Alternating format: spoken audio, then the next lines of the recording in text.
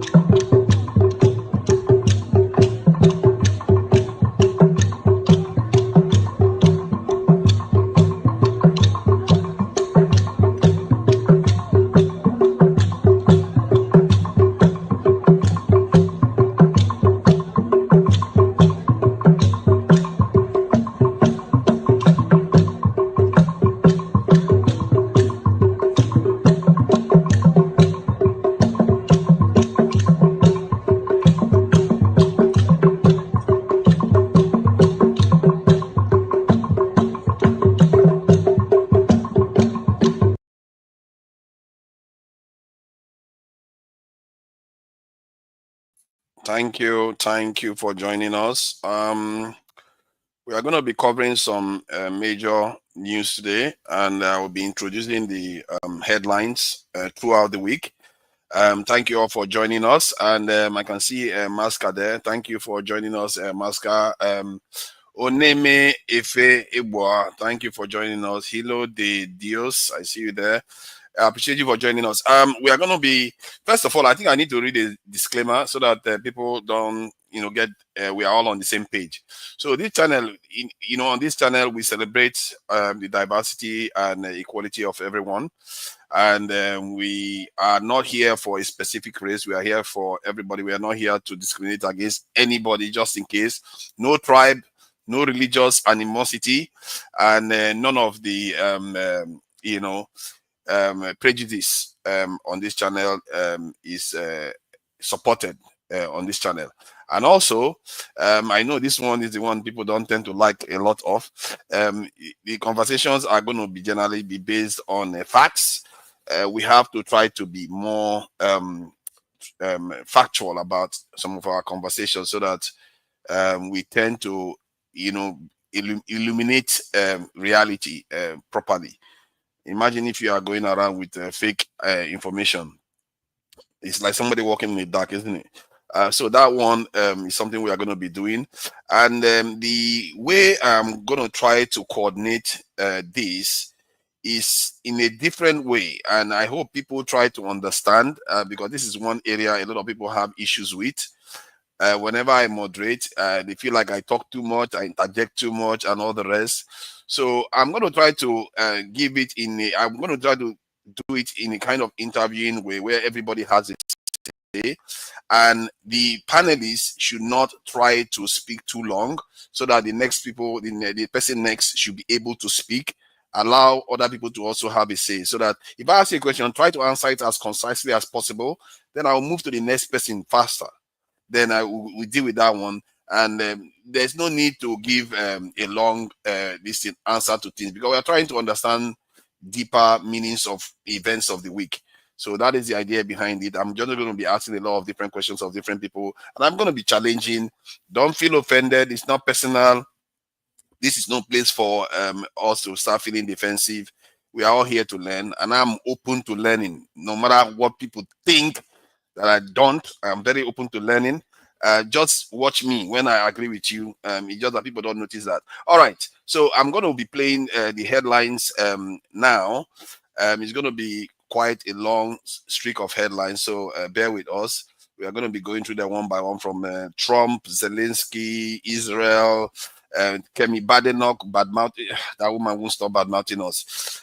Federal government advocating the Nigerian government, instead of paying the Nigerian footballers in naira, they were quoting the amount they were giving our Nigerian footballers in dollars, which some people felt was off. So all those things, we are going to be covering them today. So now let's get busy, and we are going to be starting from home first. Let's start.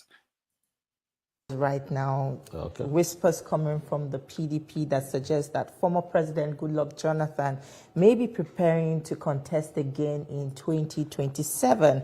And for me, it's a development that would have sounded far-fetched a few years ago. Yet, here we are again. This is a man that left the presidency with the now immortal words, "My ambition is not worth the blood of any Nigerian." And now it's rumored that he may be making his way back again in 2027 to contest for the same seat he left a decade ago. But for me, what does that say about Nigeria's political evolution, or perhaps would we say stagnation? Are we witnessing the resilience of a democratic elder statesman, or is this a recycling of a leadership in a country seemingly unable to reinvent itself? And more importantly, is this a movement rooted in strategy, nostalgia, or necessity? Because in a country desperate for a reset, the return of an old guard raises a simple but profound question: is the past still our best option for the future? Yeah, constitutionally, a president is entitled to a second term in office, having served the first term. And if you look at it, he served the first term. The other one he used was the late President Yar'Adua's tenure. Then he contested and he lost. So he's entitled to a second term. But also, for me, the interesting aspect is the fact that more contestants are coming in, formidable contestants from the South. And that simply tells us something, that the Northern brothers should understand one thing, that the sentiment across Nigeria now is that the presidency should remain with the South. And so you have the incumbent president, you have Peter Obi, who's also interested in the race, and now we're getting Goodluck Jonathan. So I think the more you see such individuals come out for this contest in 2027, the North will understand that the best thing to do is align behind one of these southern candidates, because we must respect this rotation agenda. The North just uses 8 years, and you don't expect another northern candidate to come in immediately after 8 years, while the South is just having 4 years. If we have this smooth rotation, then it will help our politics. And the next time, we're not going to be talking about, oh, is it the North, is it the South? We know that it's just a natural turn of event. It will move from one zone to the other. So I think it's good. Let's see. It's also a good sign that, our democracy is growing. It's not like the rumored this thing of a one-party state. Exactly. Now, exactly. Nobody's talking about the level playing field now. So I enjoy what is happening right now.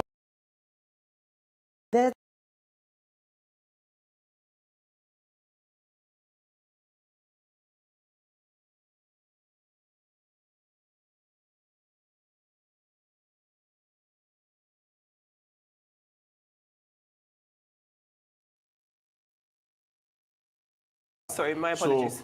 So, apart from this, from Munabufe, do you think it is possible in Nigerian politics for anybody who becomes president from any zone to promise, oh, I will serve only one term, and people will believe that person? Because these positions are not held only by persons. They are also held by ethnic groups, geographical zones, and all of that. And all of them will come and say, no, this is our turn. And if Mr. Peter Obi becomes president of Nigeria, do you think Igbos will agree with him to say, oh, I want to do only one term, when the last time they held the #1 position was since the time of Aguiyi Rossi?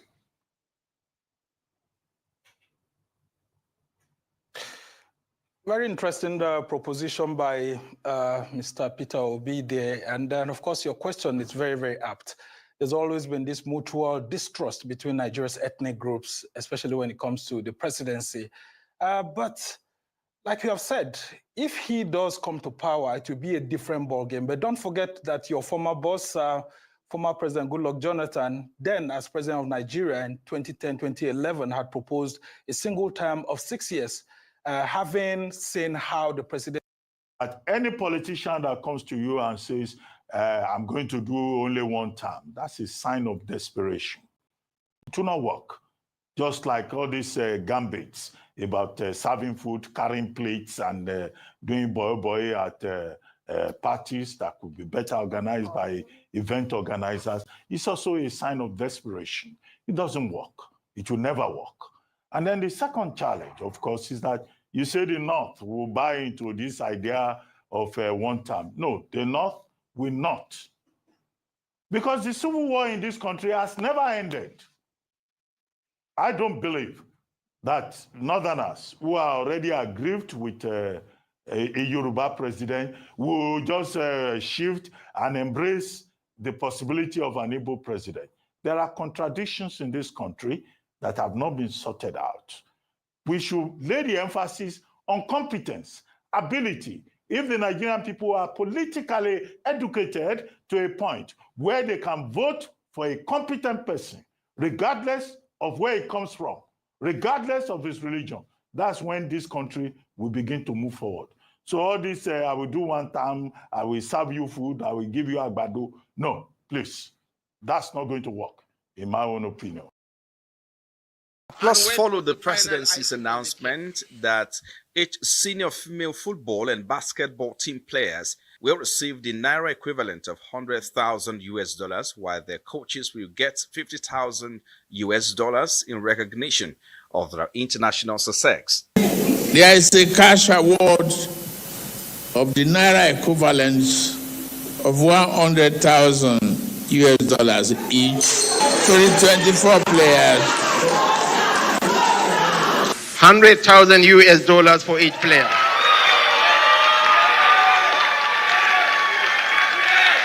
It's not yet over. There are other goodies coming. $50,000 for coach and technical team, each member. The announcement, widely shared on social media and news platforms, has sparked mixed reactions. While fans welcome the gesture, critics argue that tying national rewards to foreign currency promotes a dollarization mindset, one that diminishes the symbolic and economic value of the naira. With inflation rising, dwindling foreign reserves, and the naira trading at over 1,530 naira to the dollar, economists warn that the dollar-based incentives could undermine effort to stabilize monetary policy.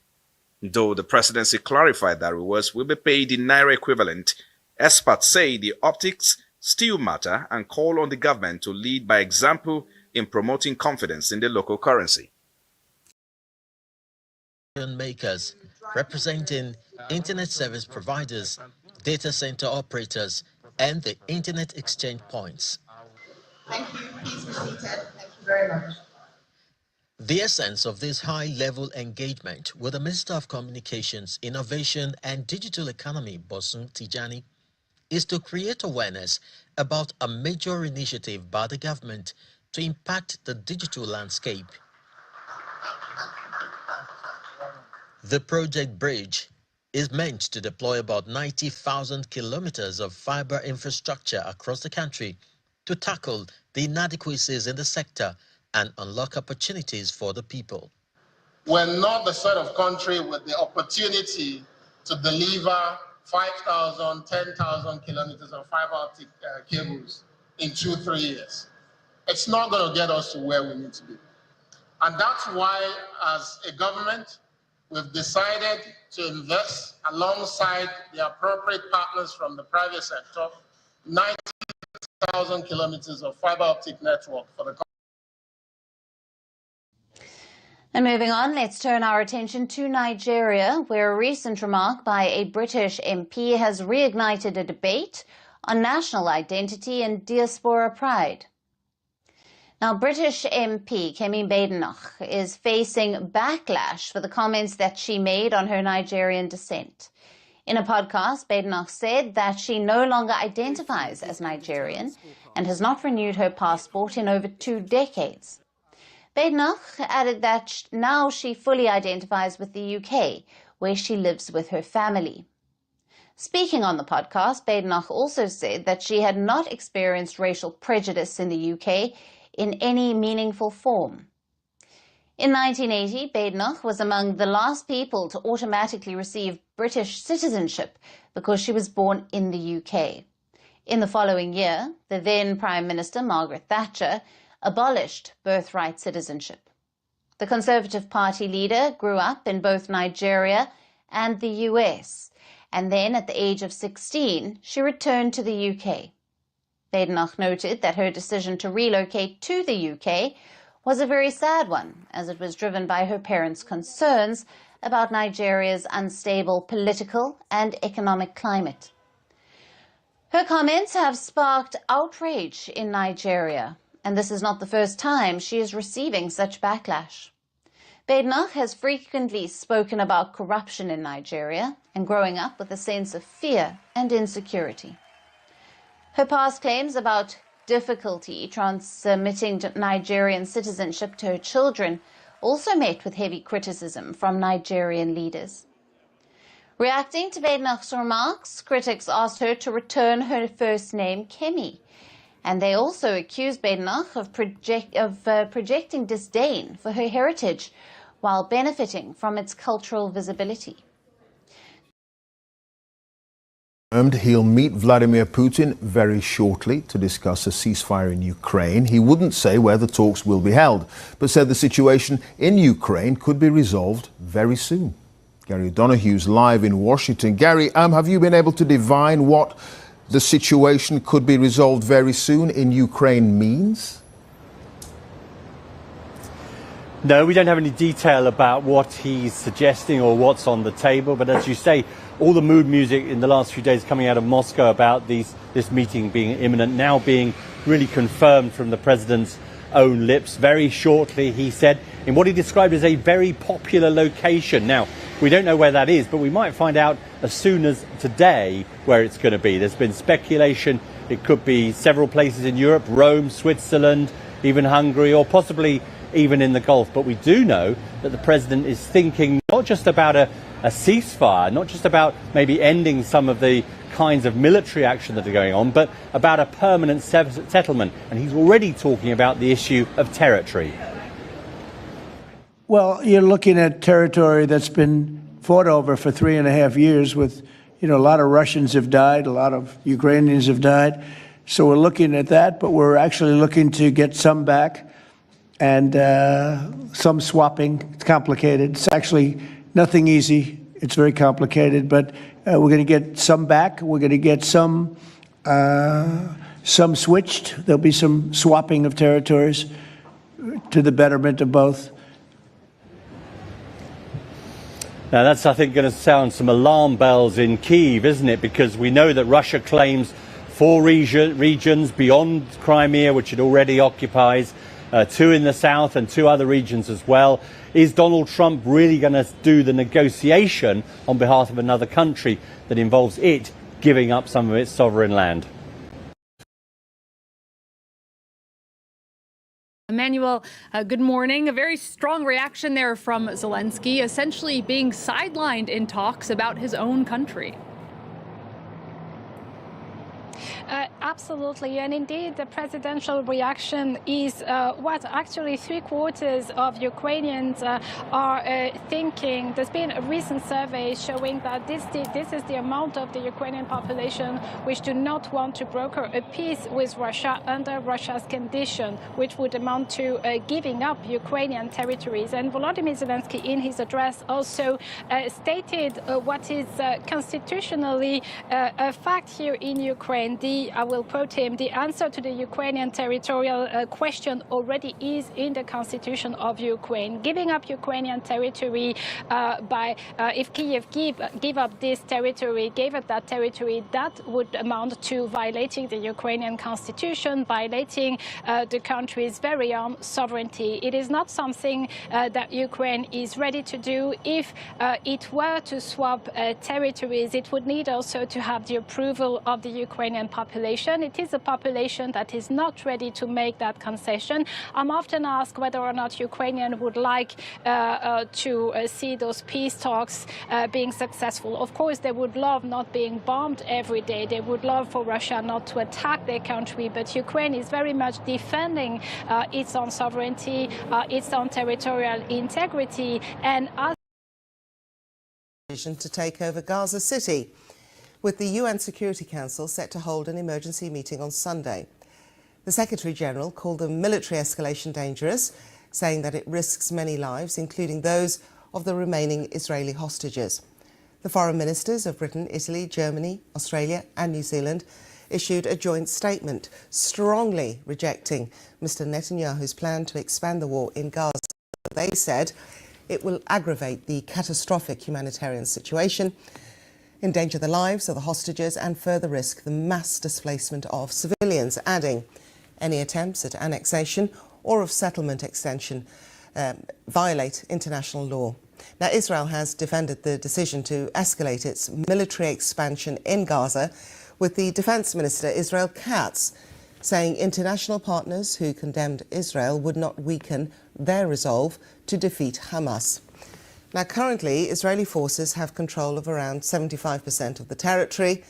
The new plan is to take over Gaza City, home to around 1 million Palestinians.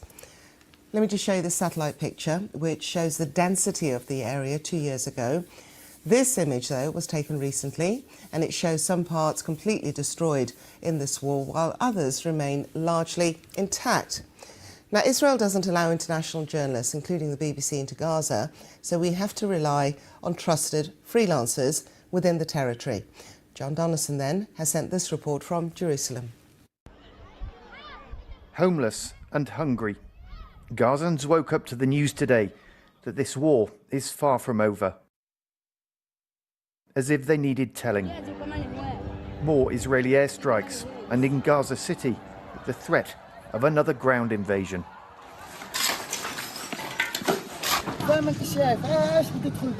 What is the point of a ground invasion? Nafez Ajour argues.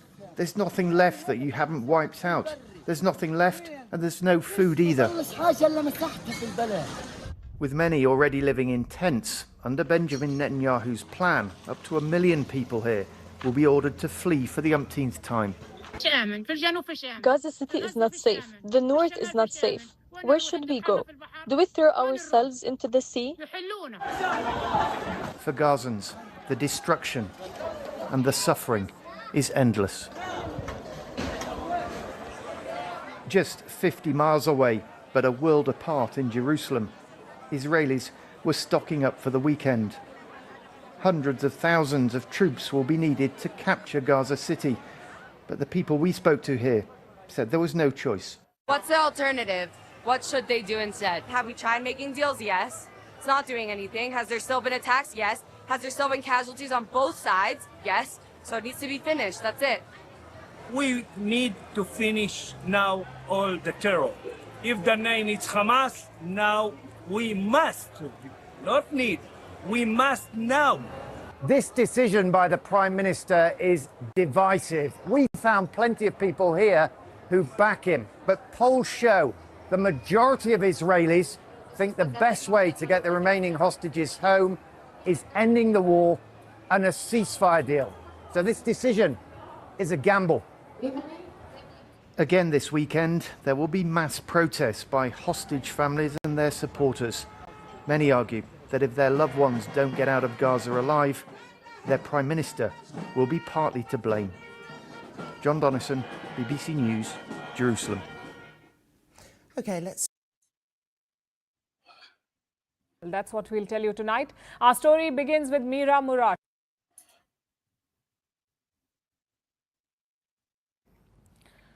What would you do if you were offered $1.5 billion for a job? 1.5 billion with a B.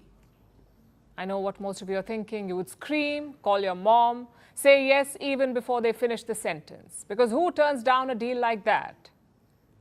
Well, someone just did. His name is Andrew Tuloch.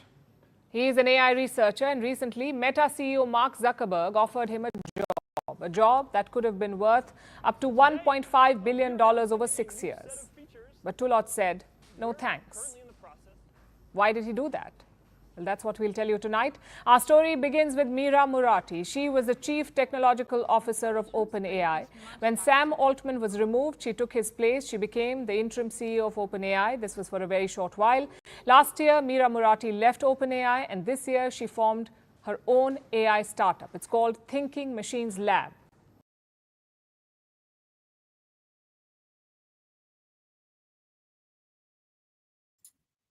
Hello. Yeah, thank you all for joining me here. I think Okpebholo is still backstage. Let me bring him on. Okpebholo, I think he was actually here first, to be fair to him. I just somehow missed him backstage. Yeah, as you can see, there are quite a few headlines this week. That last one, I thought I should highlight it to show the madness that is going on in the world, where to give people a job, you can offer them 6 billion or so. I'm not mistaken. That is a lot of money because of AI. There is a lot of competition going on out there for people that have this advanced knowledge of AI. The world is about to change because of this technology, and I just hope our people are keeping an eye on all these things. I do like the minister in Nigeria that seems to be handling the digitalization of the country. We'll see how far it goes. Regarding the headlines, some of the ones that stood out was Jonathan running for trying to unseat President Tinubu. There is the one about the dollar. That one I find that troubling. The Tinubu talking about paying the Nigerian players in dollars. That's a serious one. Because it has impact. Because if you are thinking like that on the surface, God knows how you think in terms of policy. And then they will also have the Abati one. The Abati one is that divisive language some of our people use, saying the civil war is not over from the point of view of Northerners. For the life of me, I don't even understand that. And it brings up the issue of whether Nigeria has a hate speech law. We don't have a hate speech law. Most countries do. The country that is as diverse as Nigeria, we should have it. And there was something that they said in that Jonathan, and I think I would like people that are going to comment on this to comment on. Somebody actually mentioned it in that conversation that they should just make it a rotational system of government in Nigeria, where we just know where it's going to go. If it's based on the 6 geopolitical zones, we know where the next president is going to come from. Period. Instead of all these bad mouthing, people saying bad things about each other, there's no need for it. Every 4 years or so, we start hating each other left and right, and it's going to get worse. All right, so I will bring in Okpebholo 2028 to comment on whatever it feels like, really, in terms of the headlines. But if you start with the Nigerian ones, that would be good. What do you make of the dollar, Jonathan, or Abati statement?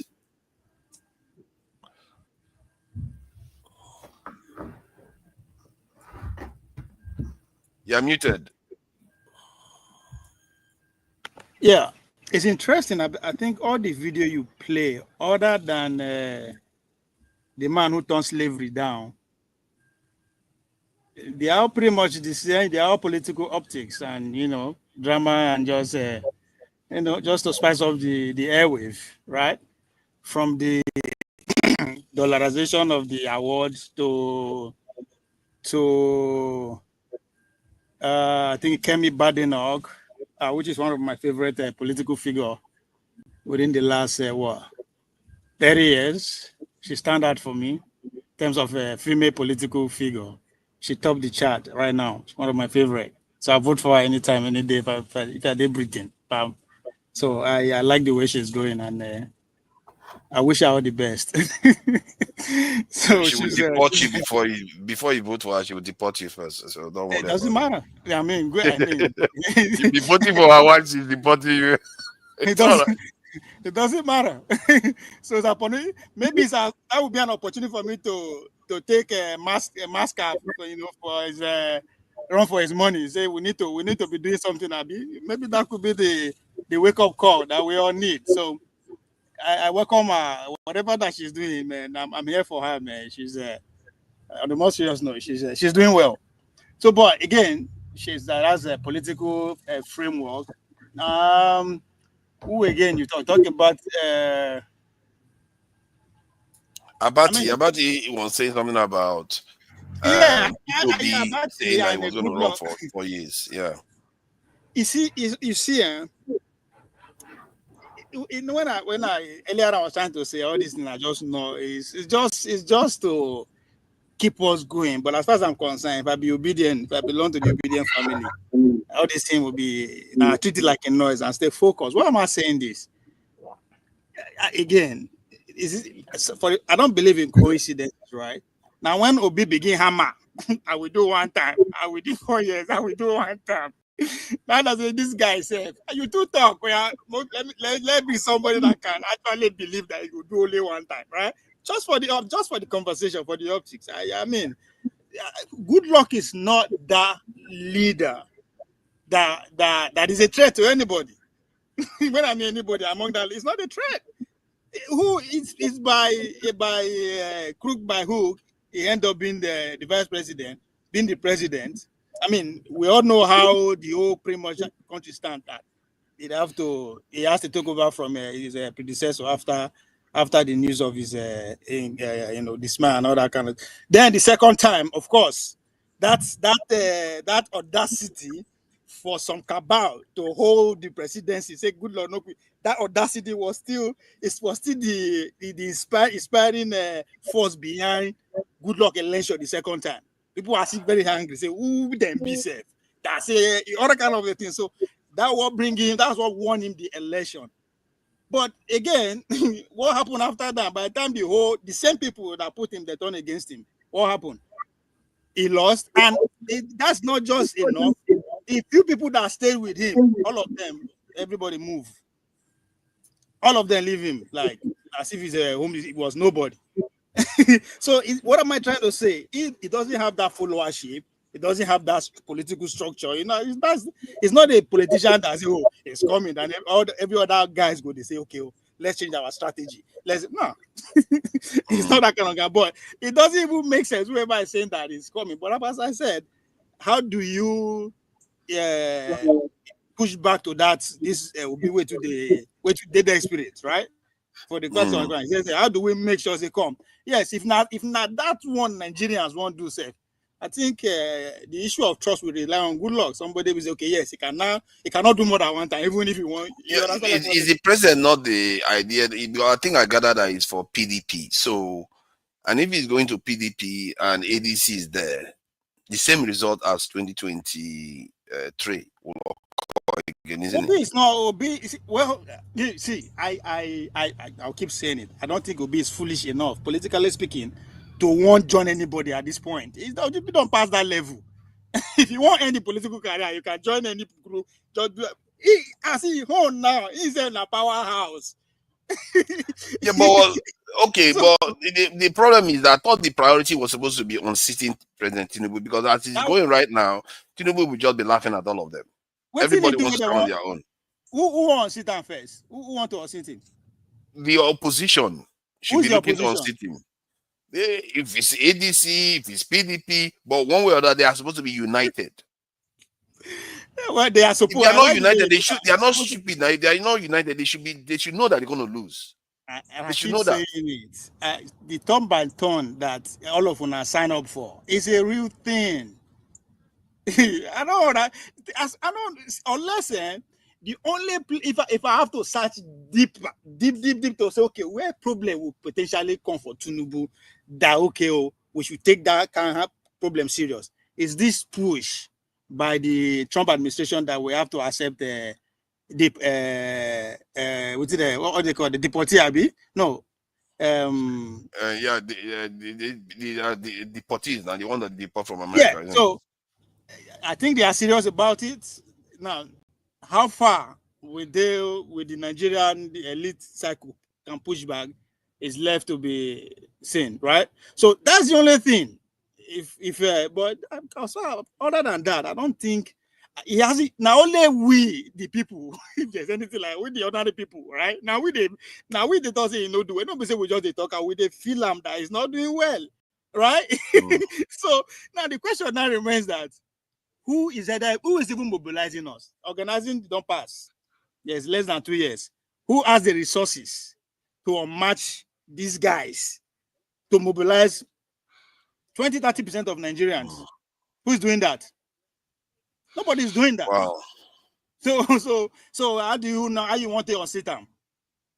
And most importantly, now I think 70% of Nigerians who participated one way or the other in this 2023, by participation I mean paying attention, however, we agreed that the election was rigged. And 3 out of every 5 Nigerians agreed that it will tell you how that election was rigged. It's not spiritual. It's not something that is above our comprehension. They know, no. But now, who is actually making a move to counter that? You famously said something here on this platform. If they spend 5 million, they beat you. You make sure the next time they spend 10 million. Tell me who's giving that fight to make sure the billions they spend in buying poly unit agent, grabbing everybody, who is ready to match that at this point? No, So, none of them. They don't appear to be serious people that want to unseat the president. It is they are exactly not serious. so. When you look at all these things, when you look at it, you say I mean, it is very telling that the man will finish his second time. Obi proposing 1 term alone should tell you everything you need to know. He buy into the turn by turn. Just in making that proposition, it kills every argument against these men, against the ruling class. All of them are one. For him to come out, that means that means it's sacrosanct. Yeah, but the problem now is that I think it's far gone. Maybe it's a good thing because then you don't have to see all this divisive language when it's conclusive that this current president will just carry on with the way he's carrying on. And personally, there are some things he has done recently that seems to be heading in the right direction. But because of what he did in the earlier stages of his presidency, I really think this guy, one way or the other, Nigeria is not going to make much of a progress under his term. If it's 8 years, he's going to hold us in one place or even make sure Nigeria goes down. Nigeria is 4th largest economy in Africa now. From the first to the first, one man did that. That's it. See, all you need to know is the first 1-2 weeks of Tinubu administration. Everything tell you the trajectory, how it's going to go. The men where they run our economy, they were on ground. Like people don't understand what it means. When they declared Tinubu president, right? Within that week, when Obi and Atiku they go Chicago, right? Big guilt assemble all our political people where we vote for. Not be business class, so we assemble them from vice president to the bottom. People don't understand what it means. The CEO of this bank in New York, Jimmy Dimon, the same thing. He came to Nigeria. He assembled our elected of people. Don't understand what it means. He don't be saying he come assemble Dangote and the rest. So people that we vote, that's our power. He assemble them, give them, say this is how this government is going to run. Literally, but people would like to analyze it. Like, what are you analyzing? You talk as soon as the man come, our GDP waiting went from 500 to waiting. $200 billion. All these things are there. There's nothing. This is how the country is going. Maybe somebody come again from the north. We will do a little tweet. We might push against the West and accept. This is it. Yeah, let me move it to Masca. You know, this GDP stuff, it really gets me going. It's a trigger warning for me because when I research it to find out whether there is any president that has ever reduced their economy, their GDP within 1 year, crashed it more than half, it doesn't exist any country. That's a country that is at peacetime. It doesn't exist. But regarding Masca, about Jonathan or that statement, maybe you may want to comment about the statement that Abati made, because it seems to be more upset with about the Northerners more than the Northerners are upset with the Igbos, because it's just like it's making it look like P2B is just Igbo. It's all about Igbo. That Northerners, the civil war has not ended. What do you make of that comment?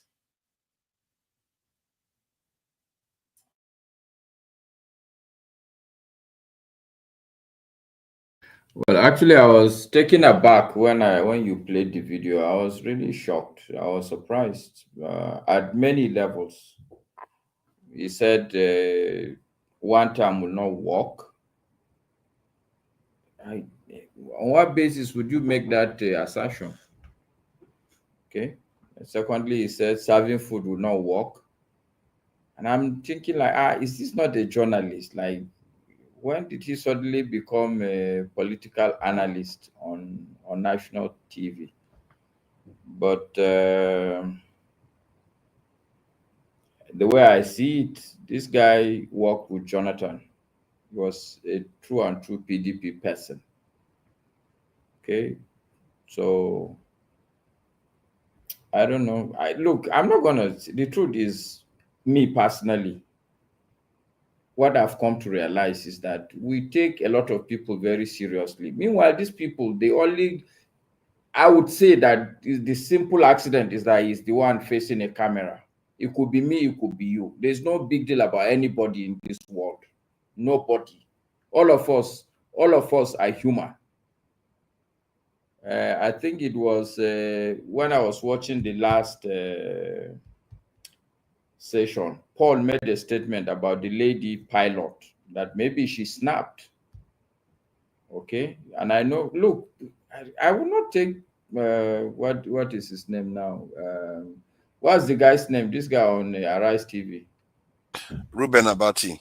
I'm not going to take him serious because, like, he can say what he wants to say. I don't know his motive, and I don't think he's an authority in Nigerian politics anyway, as unpredictable as Nigerian politics is. So I don't think we should waste time. Maybe the only thing that he said, yes, that that the country has not. So it's just, these are just his personal opinions. They are not even scientific statements. I don't think I would want to. I was shocked. Actually, I was taken aback. Like, why would he make this kind of statements on a national TV? Because there are assertions, and they are unfounded assertions to say that 4-term will not work, serving food will not work, and we are making just like off the cuff statements. But it's okay. It's not a big deal. How about the Civil War part where he said the Civil War is not over? He's not even. I don't think he's even a northerner to start. He's not a northerner. So why do I have to? Me personally, as a northerner, I don't know. I know that I was born just around the Civil War, maybe during the Civil War, a bit after the Civil War. Even me personally today, I can't tell you A or B about Civil War. All the people that used to tell the stories about Civil War, the bulk of them have all died. So look, it's neither here nor there. And I'm an older person. If you talk to my children, I would be surprised if my kids know that there was a Civil War. I would be shocked. But do they look at like people from the southeast with the kind of way he described it? Like about so what kind of eye? Like, okay, so if they are president, so then what happens? It's not about a civil war. If you ask me personally, okay, if anybody has an issue about the Igbo man, it's not because of civil war. It can't be because of the civil war, because it's like, how do I explain this thing now so that I will not be misconstruing things? I don't think it's not the Igbo man that attacked Nigeria. I don't know if maybe I'm making any sense. It's not like somebody when you are sleeping at night, he attacked you. So you would say that this guy is a warmonger. I don't think that is what happened. But there was this aspect that he mentioned that I find quite interesting, because yes, in my mind, I would think, because even during the Civil War, the war didn't happen in the North, so they barely Okay, even so felt it. forefathers, look, let's even, I don't think this is even a serious thing, because in my lifetime, I remember clearly, Alex Ikweme was the vice president to Shehu Shagari. We have short memories in Nigeria. Alex Ikweme, I was there in Jos in 1998 during the PDP convention. Actually, because I was a keen political watcher, I was in Lagos, but I traveled by road to Jos. Alex Ikweme was the second major contestant to what's his name now, this old soldier, Obasanjo. Are you suggesting that Alex Ikweme got no votes? Go and check during the primaries. The major reason why Obasanjo was elected was simply because of June 12th. So it's not true. I just want to understand what he's saying. When you look at the political terrain in Nigeria, it's not true that there's any discrimination at the political level against the Igbo man. I try to make people understand. Buhari, the same thing that people are saying that they are doing to Peter Obi, this is exactly the fate of Buhari for a long time, until when he decided to sit with I can't call them the devil, but for want of a better word, the mainstream, let's say, until he decided to sit with the mainstream politicians. Yes. Yeah, that's true. Even at his Buhari's death, he was having his millions, and it was very clear that he's never gonna. He contested against a northerner, he lost. He contested against a southerner, he lost. What are you going to say? Until the day he decides to go and sit with some mainstream people. I see, but Mask, I just wanted to get a glimpse of certain aspects, because when people say these things, sometimes it goes both ways. Because when you hear about like some of these movements in the South, you hear about IPOB and they talk about Biafra. But wait a minute, that's not a fair comparison, though. No, I'm not trying to compare. I'm just trying to have an idea when people say this about it, because it's not only him I've had this about stuff. Oh, no, are never gonna like Peter Obi and all kind of stuff. And I myself hold the opinion that if people in the Southeast, like people like Nnamdi Kanu and all that, keep talking about Biafra, you are always bringing out this specter all the time in the minds of people. So could that be part of the reason why he still sounds this way? Because if no, but there are two different people here. You see, there are two different people here. People like me, you, Mascot, right? We don't really. That's no nonsense. But you have to look it beyond us, because yes, not democracy in the election. No, in America, please. You know that what you are about to say is not true. That there is some lower people that don't like the Igbo man because of Biafra. No, allow me finish. Now. That's what I'm saying. It's not now. No, that's not free. Maybe the way you phrase that. Please try to keep it brief. Femi has said anything. Those that lost the civil war, there's a political consensus conspiracy against them. Now that's beyond. That is above me and you. No, that's not me and you. No, Sam. No, that's not it. But at that level, now no Martin, not be saying it's true. No, this thing you're saying. Okay. You use Americans as an example. Let me debunk this thing you're saying. Okay, you know that as far as the North is concerned, Kano is a major part in whatever political discussions you have. Right? I'm listening, yeah. Okay, good. All right. Do you know Abubakar Rimi? Yeah, that was killed. No, Rimi was not killed. He died. How did he die? I don't know. Natural sickness. Now, no, Abubakar Rimi now. During the arm robber where it was ambushed. Arm robber kill him. Let me put it that way. Abi? No, we don't. It's not. Yeah, arm robber kill him. We don't have any other facts now. A very handsome politician. He's a very handsome guy. Abubakar Rimi. I know him. So that's okay. So do you know which party he contested apart from PRP?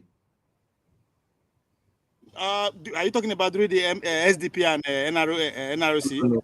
Rimi was not a prominent politician that time. Okay. Okay. Let's not have conversation. Yeah. Calm down. Let me just try to because I was trying to get to something here. No, but no, I see. No, what I'm saying, what about is you have had your turn now. For me, this is what I talked about. This guy hasn't had a say at all. So I was just trying to get to a point whereby, like, I hold one of those. I hold opinion that when people like Nnamdi Kanu or Simon Ekpa keep bringing the specter of Biafra, that in the minds of Northerners, especially the elderly ones, they remember what has happened in the past. Even if the war didn't happen in their territory, mostly in the south, they probably were busy doing their own thing. It didn't affect them directly. But I just wanted to ask Masca, is that accurate to say that the activities of some of these people in the southeast also brings back that memory? And is it true to an extent that Northerners still feel a little bit apprehensive about Southeasterners? Okay, yes, that is clear. But I'm going forward to tell you that it's not because of Biafra. I'm just supporting you that if, as a person, you remain adamant to say that I don't like you, you're only reminding me, you're only forcing me to ask myself, do I really like you or don't I like you? It's not because of Biafra at all. I'm just reporting back to what the man in Arise TV said. That people. What do you think it is then? No, what I'm saying is that there's really no one particular issue, and it is certainly not because of Biafra. But like you rightly pointed out, I'm just following your lead. Like if, for instance, somebody is constantly saying, I want to go, why would you want to give this person the leadership of your country if his main agenda is that he wants to leave? Are you with me? But to talk about Biafra, I can tell you categorically that Biafra is not an issue. How is Biafra an issue in this country? So, but it's a very interesting point you made just now about if somebody, and it is true, if somebody is saying they don't like an organization, don't like an institution, then you wouldn't want to, you know what, come and head the organization. You see what I mean? No, you need to listen to them. Why did they want to go? No, I hear what you are saying. However, that is a fact. It's a real fact. And I always said it. I said the actions of these people are making sure that region is suffering. Because I too come from that area. And this action of these people is affecting that region. But so that we can all be on the same page. There's a reason before the action. No, hold on. They are not the only ones things are affecting. Calm down. See, forefathers, I want us to go further, because if we stop here, it will be misunderstood. Honestly speaking, people like even this Nnamdi Kanu, the average Nigerian in the north does not... What now? The medium of exchange for Nnamdi Kanu, it doesn't get through to the average Northerner. How many times did Nnamdi Kanu go to your BBC Hausa service and speak? How many times? The average man on the street doesn't really know who Nnamdi Kanu is. Masca, let's have an adult conversation. We are not talking about... No, to be fair, I think he's making a valid point that most Northerners don't know. For God's sake, it's not about the ordinary people. The ordinary people don't make the decisions. I mean, come on now. Let's talk as an adult here. Who cares about the ordinary people? What ordinary people thinks? Okay, so it is the people that make the decision. Okay, so that's why I told you the major political person, as far as Kano is concerned, was a National People's Party, NPP, which is the party of Nnamdi Azikiwe. Go back and check it. It doesn't matter. That's politics. What are you saying now? It doesn't matter. If Ojukwu no contest for president, so what do you want to talk? It doesn't matter. Okay, so what it is the gentleman. Hold on. See, let's have another conversation. Calm down. Let's try to keep it brief. Remember again, Femi hasn't spoken. I need to bring him in. For me to understand you better, what is the point you are making? I'm saying that what Abati referring to is talking about the elite, the governing at the governing level.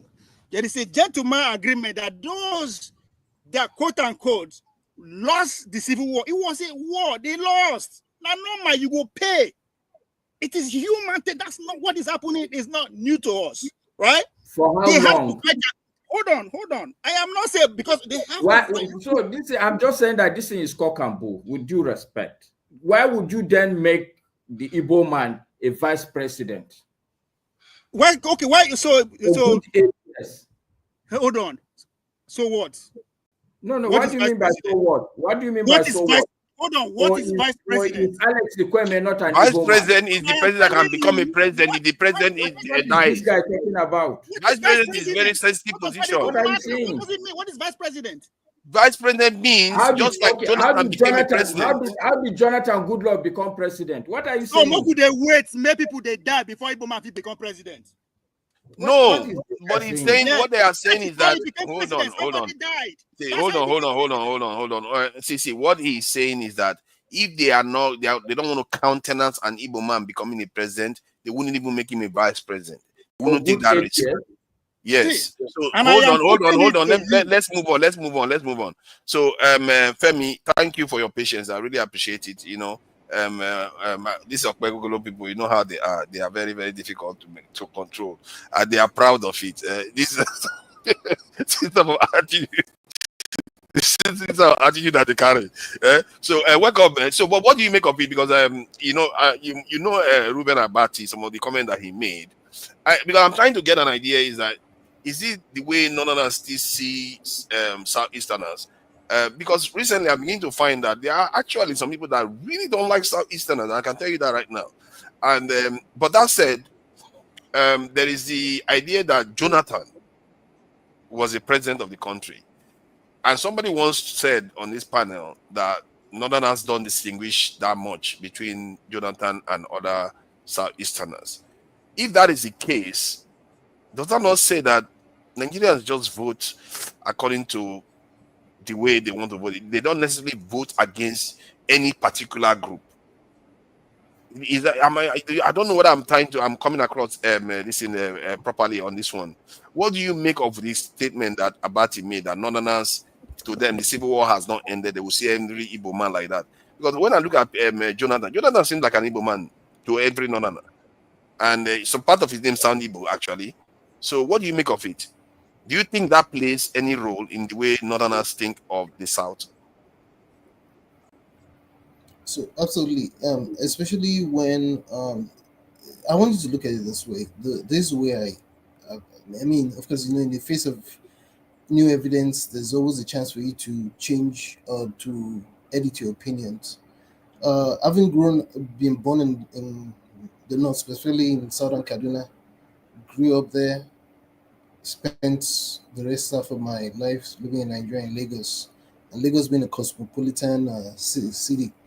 One is in quite a good position to juxtapose, especially when I like the fact that honestly I did not know the difference between an Hausa, Igbo or Yoruba per se when it comes to the way the ethnic jingoism is played, not just in Nigeria but in Africa. Because growing up as an innocent child, you're not born knowing where you're from. It is with time that this thing gets indoctrinated into the ways of the world. Now, I said this to say that even within the North, it's the same thing when you realize that most people think that North is just Hausa and Fulani. Meanwhile, most of the people that make up, in fact, most of the ethnic tongues and languages in Nigeria, more than half of them are from the North, including lesser known tongues like the Margi, even the Shua Arabs are still there. You still got I think they call the Waja, and of course there's still the not so lesser known Biroms and the Jukuns and the Gwaris and what have you. So it's not uncommon, truly, even from time immemorial, listening to when I was younger. Now that I think about things like this, when I listen to my parents, and this is not just limited to maybe one's parents, everywhere in Nigeria, everywhere in the world, people talk on dinner tables. Even saying things that some of us will not necessarily say outside, they would express those sentiments within. So I say this to say that as much as I I would not necessarily disagree about the fact that there are certain people, the so-called owners of Nigeria, that are decision makers. But I think it would be difficult for me to discountenance the fact that even among commoners, peasants like myself, amongst us, irrespective again of tribe or whatever, this kind of sentiments play a part, whether intentionally, subconsciously, or what have you.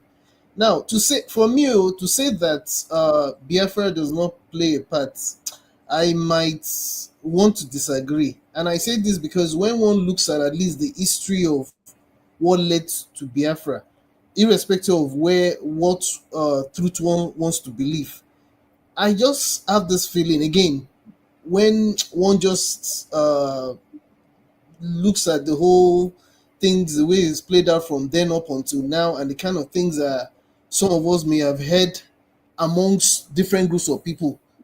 I just find it difficult to think otherwise, that Igbos are not treated badly or mistrusted. And that's not to say that there's no mistrust just around the major ethnic groups. Here we are talking about because this is more about the major ethnic groups now. There are hundreds of other groups that just sit around as if, wait, what about us too? So I feel in truth. I think you have a point. Let me just add something there. You have a point, because when I think about the North, which is very interesting, because most people, when you talk about politics in Nigeria and leaders of Nigeria, they just say, "Oh, it's Northerners that are just ruling," but it's not Hausa that is the majority of the North. It's no. Nupe, Funny enough, it's not even cares. Fulani. It's not even Fulani. Exactly. It's ironic.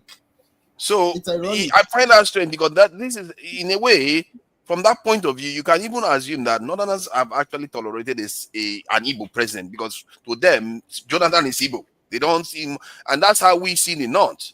To them, not that Jonathan is Igbo. They don't see much of a difference But between the only Igbo thing for and fathers though Southeasterners. is that keep in mind, part of my own argument, and this is just my opinion, is that I'm even focusing more on the core ethnic groups, as if there's no other ethnicities. Amongst the core ethnic groups, whether again rightfully or wrongfully, people are mischaracterized. I just feel there's a certain sentiment about what led even to right from when you had the killings of the Saldana and what have you, down to when Agui Ironsi was taken out, and all the way down to what's it called, through the civil war. I just feel for me it's difficult, and this is not me speaking from the surface level, and that's why I started with my own experience. I can only speak my own truths about my own experience from growing up in the North as well as in the South. You see, I'm trying to counterbalance it based on my experience. So do you think the actions of people like Nnamdi Kanu, IPOB, and Simon Ekpa, do you think their actions also doesn't help somebody like P2B? So, like you saw, like Simon Ekpa, I don't even like talking about him. I'm not even ashamed to say I don't even like him. Yeah, you don't have to talk about it. Just like their actions, does it have impact on P2B and the others? With Nnamdi Kanu, maybe and I know people will not like this comparison, but I have no problem. It's not my problem. I don't have a problem with giving this comparison. You see that thing that you see going on in Gaza, that all of a sudden as if people were they were blind. The people were pretending as if these things are not happening. Abi, all of a sudden you now see France and England and the rest of them suddenly realizing that these are the same way I look at this, the same way I look at the issue of how the likes of a Kanu, for example, and it doesn't even have to be an Nnamdi Kanu, because if you keep like preventing people from achieving a goal that they feel others are entitled to, like it's almost like there's something deliberate. You can feel it. I'm not Igbo. I'm just saying, because it's easy for one to not to pander when it's not your people. I'm sharing the way I think, because I'm telling you, if this was the Yorubas had the same. I mean, if the Biafran struggle was something that happened because the Yoruba man had killed the Sardauna and then it now led down the road to call it Odua Civil Odua Republic trying to secede. I would have said the same thing. It's just where I feel. It's just the sentiments that I see.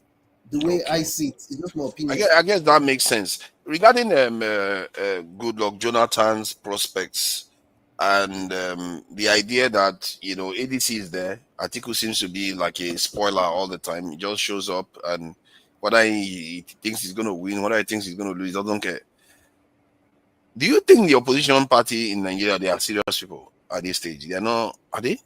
First of all, there's no opposition. Second of all, the Jagaban has really done his Jagabantis by, they literally have moles in every party. And then, first of all, let's even ask ourselves, what's the difference between all the parties? What exactly is the difference? When more or less it's the same people that keep going from one place to the other. And it's almost like the team of Nigerian politics is all about winning. That's it.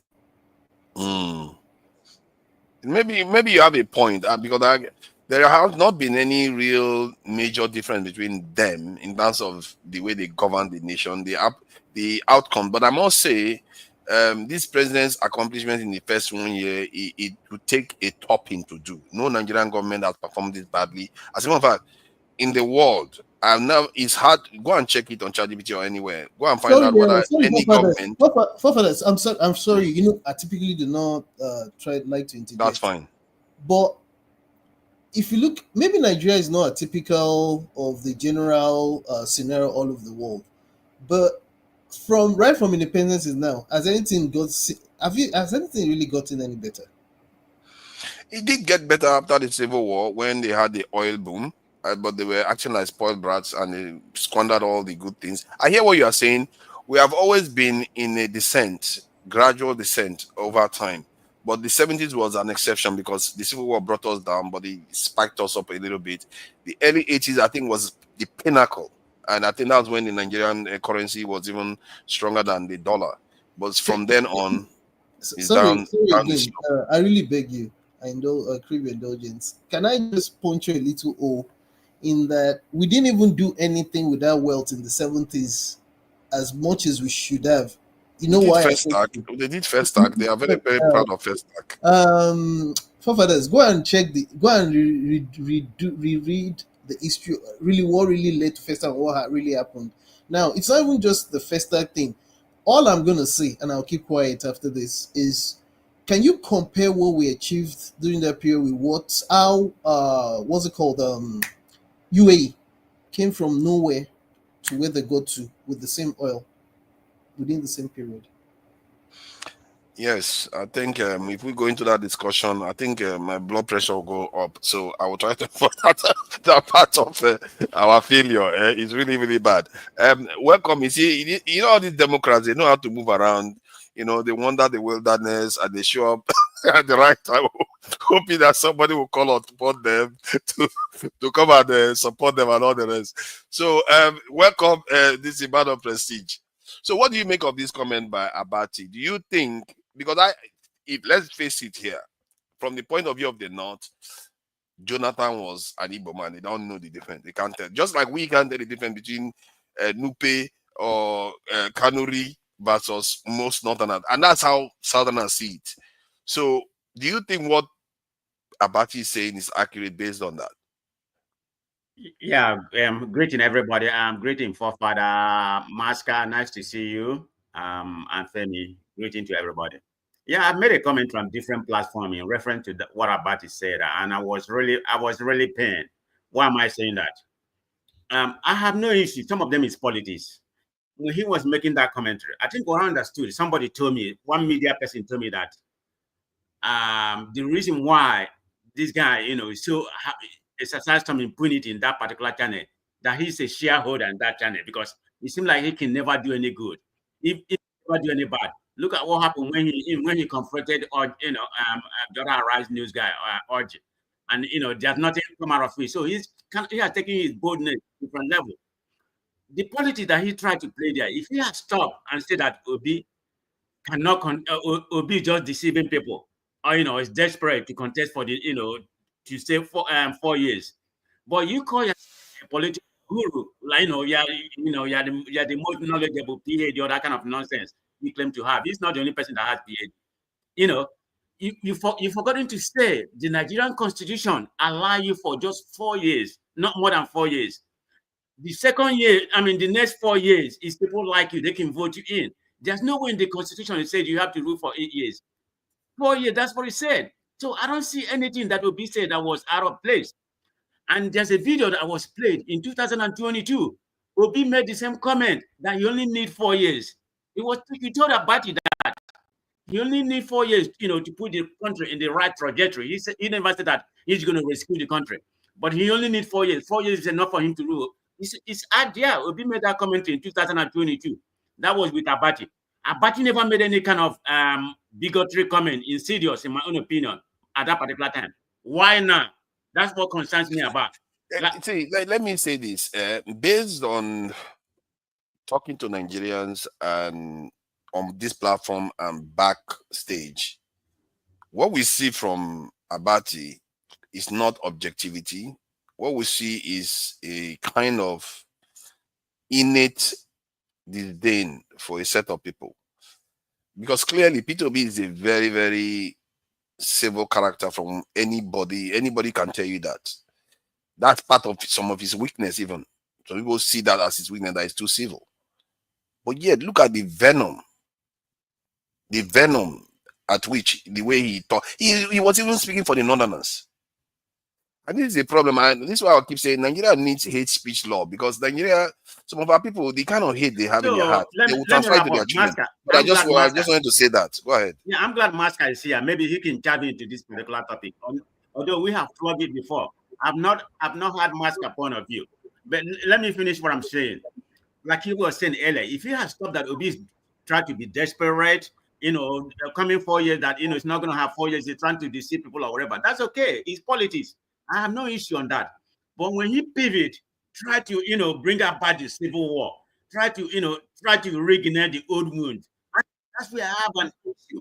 There's no need pivoting to that angle.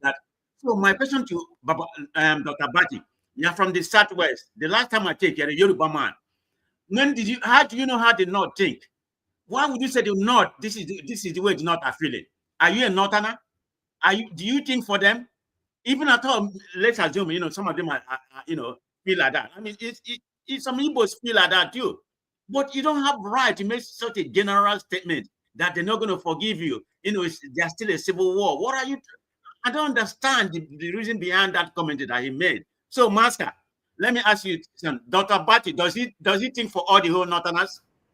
Please. No, it's not even. I've tried to convince forefathers. No, I think he has made that clear. To be fair, I don't personally forefathers so that I can respond to him properly. It's not just about thinking for the Northerners. There is enough evidence on ground to show that is not it's not a thing actually, because an Igbo man since 1979 was the vice president to Shehu Shagari. That same vice president was the major contestant in PDP in 1998. So 79 to 98, 20 years. The man was the major contestant with Obasanjo to contest for the presidency in 1998 for the 1999 election. And you can't tell me that Ikweme gets 0 vote from Northerners because they don't like him. Forefathers also made a very valid point. As far as the Northerner is concerned, this, what's his name, Jonathan Goodluck, is an Igbo man. And it is Northerners that went and invoked that doctrine of necessity. The Senate president was a Northerner that made Jonathan Goodluck the sitting president. So this, I do understand that people can talk politics. They can say what they say. Like I told forefathers, as far as I'm concerned, one, I don't think we should listen to Dr. Abati, because what's his pedigree in terms of the analysis. So, Master, the guy occupy a very important position, and a lot of people listen to Arise News. That's Yeah, what you got bothers it. me. Okay, You shouldn't be sorry. making. Okay, hold on. Let me Man finish. of prestige. The point I'm making, Tinubu today is the president. Do you think that everything Tinubu says is now perfect? Between Tinubu and Ruben Abati, who occupies more important position? No, of course, Tinubu has the So both best. all I'm saying, look, all I'm saying is that this Peter, what do they call him now? Ruben Abati. Because somebody is doing some work, we give him too much importance. Everybody, all of us here are human beings. Maska, I hear what you are saying, but try to understand where man of prestige is coming from. Think about it. It's not when I hear him talking, I don't just hear him. I hear what some other Nigerians sound like, what Agbado supporters sound like. You can see this innate disdain for P2B that you like. Where is this coming from? And I've told you, forefathers, that look, we need to wisen up. The issue with Peter Obi is not because he's an Igbo man. It's what Peter Obi is putting on the table. The truth, the God's honest truth, is that both me and you, if we sit down and articulate, even the obedience that are running after Peter Obi, if they sit down and articulate what Peter Obi is saying, people would come to the table with a lot of sacrosanct, some sort of trepidation. Because the man, what he is proposing, moving from consumption to product, all of us are consumers. Because this man now is going to start telling us that the biscuit we eat here in Nigeria, we may likely start eating biscuit made with maize. No, I'm serious. I'm serious. What he's proposing is not palatable. What he's going to bring to the table is not palatable to the average Nigerian, not to talk of the man at the top. This is why they don't like him. And I said it is exactly the same reason why Buhari for a long time contested and contested until he had to go and sit with some Maska, do you think we should just leave what he said as an opinion? Because some people in the comment section is just an opinion. But there's an opinion that is not good. To be fair though, it's an opinion though. What are you going to do? Is this even it's not even a hypothesis. It's not that he has made a theory and he has verified it with some facts. It's an opinion now. A biased opinion, but it's an opinion. The only reason why I'm kind of examining it is because I see this as a trait of Nigerians. And like I said, Obi should have very low negatives because he's not a guy that draws anger from people. But the way these were angry sometimes towards him, you begin to wonder where is this coming from. And to be fair, I will say this: I've never seen this from Northerners, which is weird. It's not from Northerners I see this, it's from Southerners that show this serious disdain for P2B. And I just like, why? What is the point? But I will leave that for now. Let me bring in this thing. Niger is a scam. You know all these man of prestige people that just wander around. Niger is a scam. No. What? Oh, you see, man. Oh, I see. I think what he actually meant was Nigeria is the greatest. It's like we won this competition recently, so he probably made the mistake in the spelling. Welcome, Nigeria is the greatest. You're welcome. No, Nigeria is always a scam until you guys change. Look at that. Yeah. For me, Nigeria is a scam till tomorrow. So I came here, to clarify something about P2B. I see people talking about him sharing food and all that he was pretending. Ruben Abati, I mean, he's a tribal bigot anyway. Everybody knows about him. See, I have met P2B one-on-one. I have met Soludo one-on-one. I worked in a hotel called Roban Hotels. People that live in Enugu know Roban Hotels. I worked there as a housekeeper before I came to the United States. I mean, many years, after, that was around 2006, 2007, So when P2B was coming to his court hearing, when he was kicked out of office as the governor of Anambra State, right? He lodged in a hotel. What he told you guys was true. He doesn't move with convoy. No way. He was in the room with his wife, and the receptionist called my department that we should go and clean the room. I just want people to understand who P2B is.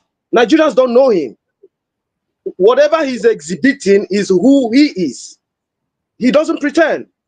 So when I got to the room, the door was slightly opened. I opened the door. His wife was there. He was there standing.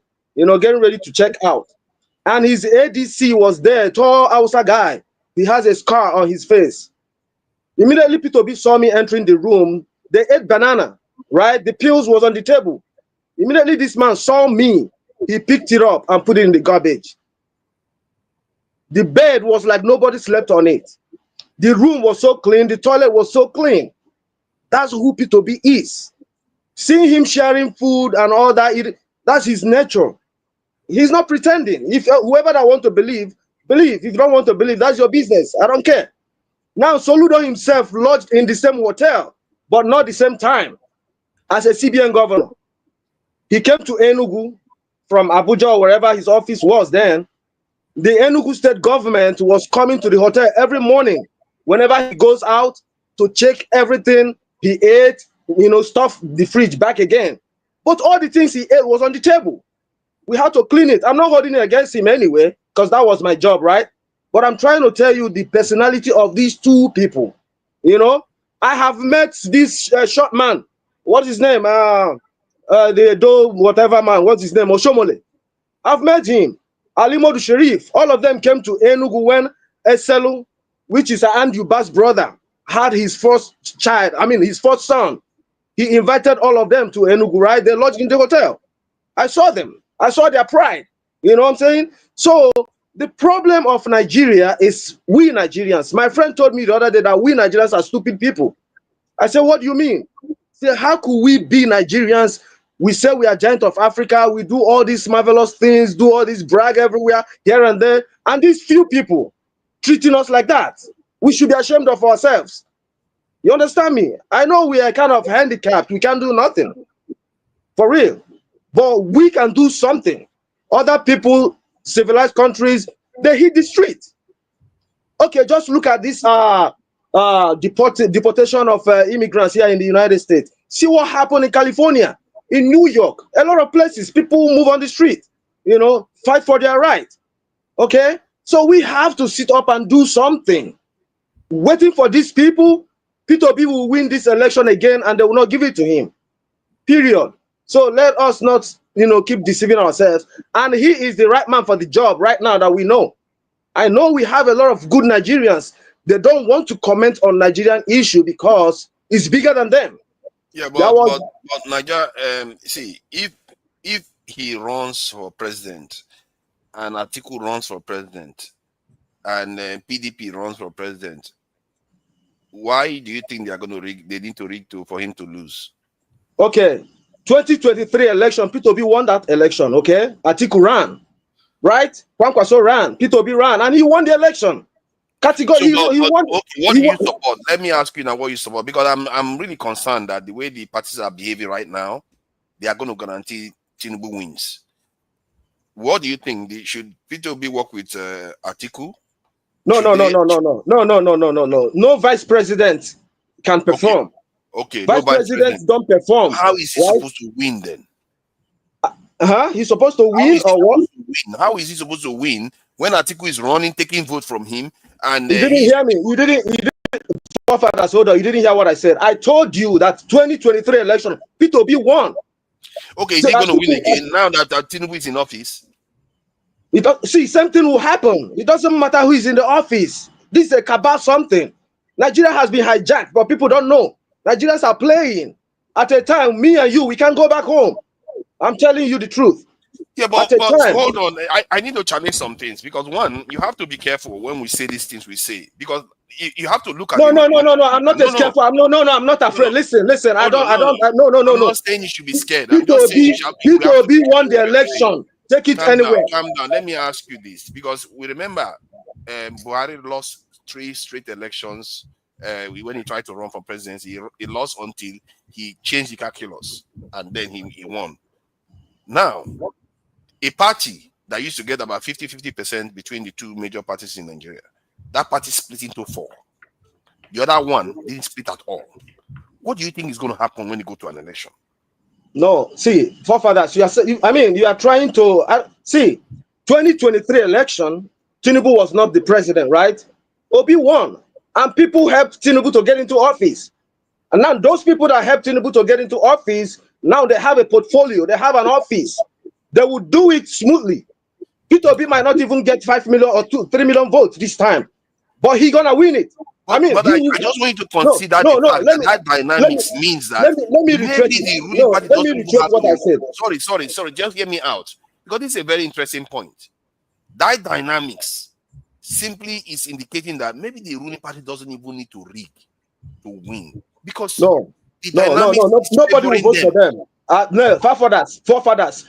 Let me tell you the truth. 10% of Nigerians will not vote for Tinubu. The only people that will vote for Tinubu are those people who are in this government reaping Nigerians. I'm telling you, and their families. 90% of Nigerians will never vote for Tinubu. Let's be honest with ourselves. That's why most of the times I said I don't like Nigerians. Nigerians are too corrupt. We don't like to speak the truth to power. Nigerians are too corrupt. All these things happen in Nigeria can never happen in America, United States, where I live, where I reside. No way. It will not. Okay, so what I'm telling you is, what I'm telling you is that 2023, Peter Obi won the election. Come 2027, he's still gonna win, but he will never be announced as the winner. That's the truth. Nigerians have to do something. If we don't, I mean, at a time, I tell you, me and you will be scared to go home. Yeah, thank you. I really appreciate that. I like your experience with Peter B, what you described. You know, that bed that he didn't use, you don't know. Maybe he used it. I didn't say he didn't use it. I said the bed was like nobody slept on it. Yes. And his personality, he saw me as the housekeeper coming to clean the room, but he cleaned the table for me. That's a personality. Like here in the United States, right? If you're walking through a door and somebody is coming behind you, I mean, you hold the door for the person. Or if you're coming out, somebody is coming in, you can say, okay, you can go in first. That's how we do here. I don't know how you guys do in UK though.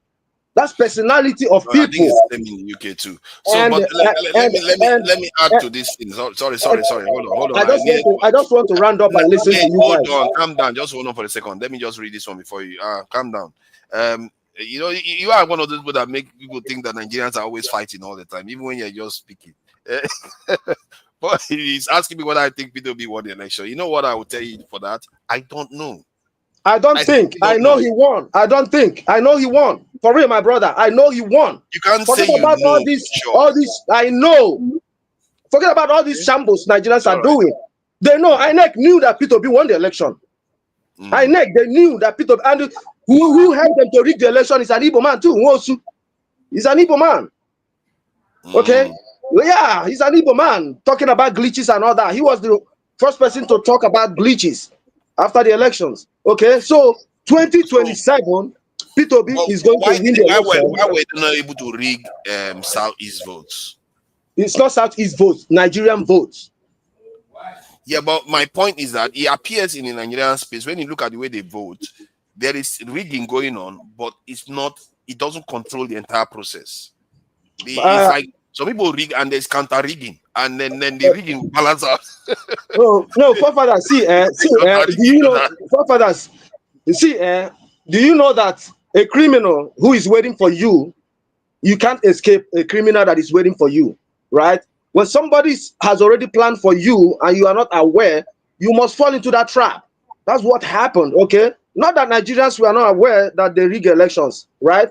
But the massive support that came out for Peter Obi, right? People thought everything. And again, the promise of INEC. INEC promised that it's going to be transmitted live. Everybody will see it. That's what they said in Chatham House. At the end of the day, they said there was a glitch, right? So all this, they will come up with another story in 2027 because people already know about this glitch, kicking against it and all that. They will come up with another thing. But I want to tell Nigerians here today, Nigerians will beg an Igbo man to rule them. It's not pride. That's the truth. And it's only an Igbo man that will fix Nigeria. We are not surviving. I'm Igbo. Igbos are not surviving we are not surviving based on what is coming out of Nigeria. No, we don't. I know how much I send to my family every day, and they're doing fine. Everybody's happy, right? You trying to tell me when they plant yam in Imo State, it doesn't grow? Is that what you're trying to say? When what? When they plant yam inside Imo State, it doesn't grow. You say nothing that they nothing is coming Listen, from Nigeria is listen. enabling people to survive. That kind of statement, No, you yeah, can't yeah, just be making sure. that kind of statement now. See, if you have money, it doesn't matter if you plant yam or not. You will survive. You will buy it with your cash. Whoever that plants yam in trailers and he don't see a buyer, he's not gonna eat it all. It's transaction. It goes either way, right? So it's not about you being a farmer. If you are farming, you need somebody to buy your product. So when I have the cash, I buy your products. You don't produce cars, but you buy cars, right? So my brother, forget about that's just a word to put fear into people. No, it's not for somebody who is making money. Okay, so I think we will need to move away from this topic before it starts getting a little bit too hot. It's okay. I'm leaving you guys. I just want to clarify that P2B, whatever he's exhibiting, that's him. That's him. No, He's I think not we already pretending. know that. We already know that. He's not pretending. P2B is no different. You know, during that debate, when they were debating and P2B like was going at him, you saw how when P2B got frustrated. That is the max he has ever shown publicly. That is as frustrated as he gets. Have you talked about KI? You know, the airport incident. Have you talked about him? KI. I don't understand the story very well. I don't know. Except somebody wants to break down the story so that viewers can understand. Because I too want to understand the story. Yeah. Okay. Sorry. Man of proceed. I want to say something. Is there any living thing that could stand before a moving vehicle or a plane? That thing is an animal. It's only animals that stand in front of a moving machine, right? So he's an animal. For real. He's stupid. Okay? That's okay. What it is. Hold on. Before we start calling people names, can we let's not go back to that topic. I think what's his name? Oh my God, I've forgotten his name. KJ. For you.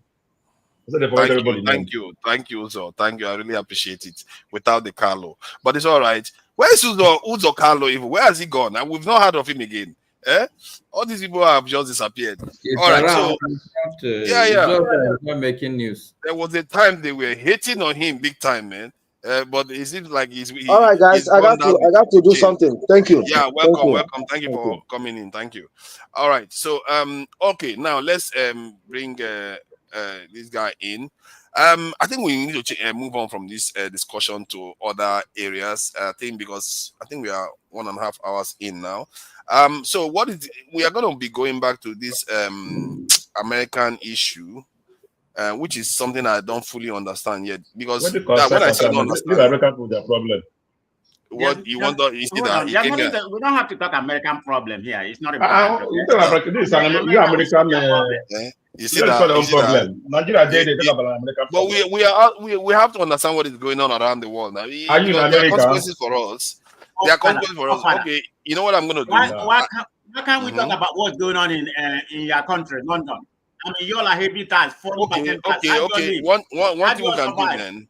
Let's do the dollar one then. Let's do the dollar one because the president recently was announcing rewards for the footballers and the female footballers, and he went on to say that they are going to be paid in dollars, and including I think Shetima too did the same thing, and some Nigerians were not happy about that, which is I think is accurate for them or correct for them to do that because this government is the one that said they were going to do Nigeria first.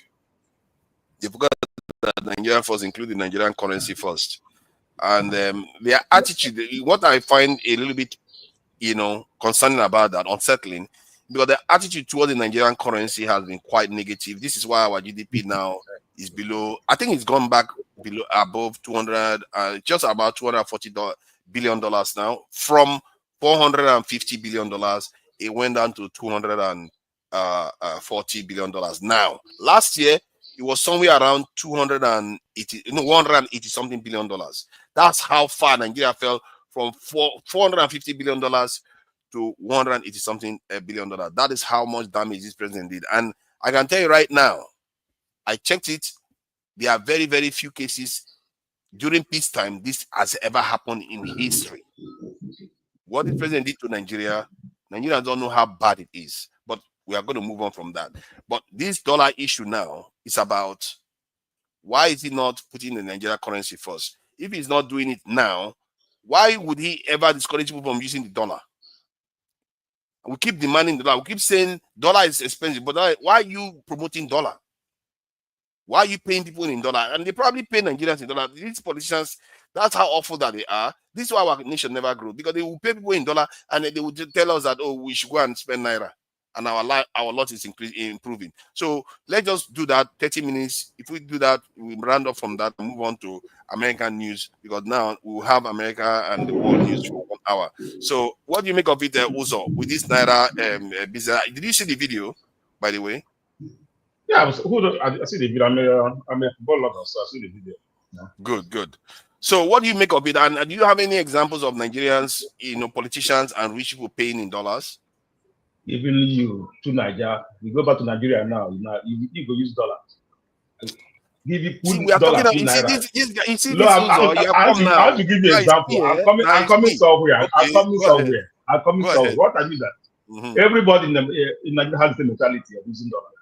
It's not about the government should lead by example, but Nigeria as it is right now, they put naira for you, put dollar. You better even put with their pound that you use over there. If they put the pound, put it, that will take dollar, no matter what it is. You see, it's the number one currency in the world, so they want to associate with it.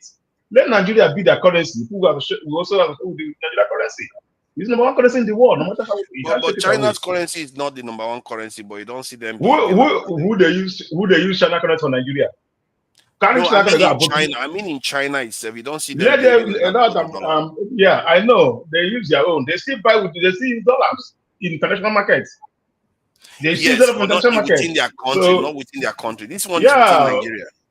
Yeah, you can't stop Nigerians in Nigeria from not using dollar. So Americans who's in Nigeria, they pay their teachers in dollar in Nigeria there. So the government cannot stop that. Some professionals that travel here. By the way, why do you say they can't stop that? That is the policy. I don't know. How can I know why they can't stop it? What can I stop it? See, I don't have any problem with Americans that make money in dollars overseas, bring their dollars and pay their staff. I don't. No. What I mean. No, listen to this. American international schools, some of the schools that run in Nigeria and Lake those places, all right. Some students even pay in dollar in those schools. They also pay some of the teachers in dollars inside Nigeria. What I mean, it's just like. Uzo, let's be clear. There is a clear policy that you cannot invoice within the geographical entity of Nigeria in any currency other than the naira. There is a clear policy. Yeah, we know that. That's why they do that. That is the law. The only thing that I would say is to talk about this is a total waste of time, because with every Nigerian law, which law have we not been breaking? And the case of Nigeria is that the people that make the law are the first people that will break it. So that is very clear. There is a law. You cannot invoice in any currency other than naira. But you are right. Schools they would ask you to, if you myself, you would rather go and pay them in the dollar than begin to look for naira to go and. For naira to pay. Mm-hmm. So what you are talking about the dollar? There's a point which some video that was circulating all over internet, and tonight that you did a military man, chief of defense staff, never talked about it. Some Nigerians are complaining of them serving for years. They never get, just for the years that played us a soccer like a moon tournament. They are paid over 100 million naira, and for them, have been keeping their life on the line for years and years and years. They have not been gotten anything, and nobody talking about that. That is a very big icing, you know. I will tell you, like, when I saw this video, it was like, it doesn't to be so. It doesn't to be so. A service guy, police, Air Force Army, served for 35 years, 40 years, they end up getting nothing. So that's what we should be talking about. So this should be an eye-opener for everybody. That okay, let's try. We are talking about insecurity. This is part of it. Look at the way those guys are speaking. He give them gun for they won't patrol this government after seeing how they are suffering, sleeping in the bush, no light, no water, eating raw meat, raw animals. End of the day, people came back and don't won a Nations Cup. They gave them $100 million naira. We should talk about that. See how to improve the security of Nigeria. That's what we're talking about. Not all this giving us something to talk about, like the Naira and dollar. They talk about that, how to like champion this thing, man. It's not good, man. I don't like it, man. It's not good. Yeah, I'm a football lover, but the way that our security people are being treated, they are heroes. They are number one hero in Nigeria. Don't say they are number one hero. Not the soccer or football or basketball or championship. Those are security people are heroes, but we don't treat them as one. That we treat people that already made it. So like this Michelle loves it that she's here playing Houston Dash. She's not lacking anything. She's not lacking anything. She even give. She doesn't lack. She's a professional here and she plays soccer also to make money. So giving him 100. What is going to do? And you see a soldier suffering, family are suffering. Nowhere to see, nowhere to. You can't even take care of them. So for me, I think that's what we should be talking about. And also, I forget that Ebaribe, governor of Abia State, I see a video is endorsing the governor of Abia State for he should continue. And that's what you celebrate good things. Not every time we celebrate bad things. Right? The guy is doing good. You see, even someone from another party telling what they are seeing in Abia State that is actually he that did a good thing, he should continue. So they say the guy should continue for a second time. There's no need of changing him. So that's what other people should be learning. If you do good job, there's no need of not electing you for a second time. If you do good, the masses will come out and vote for you.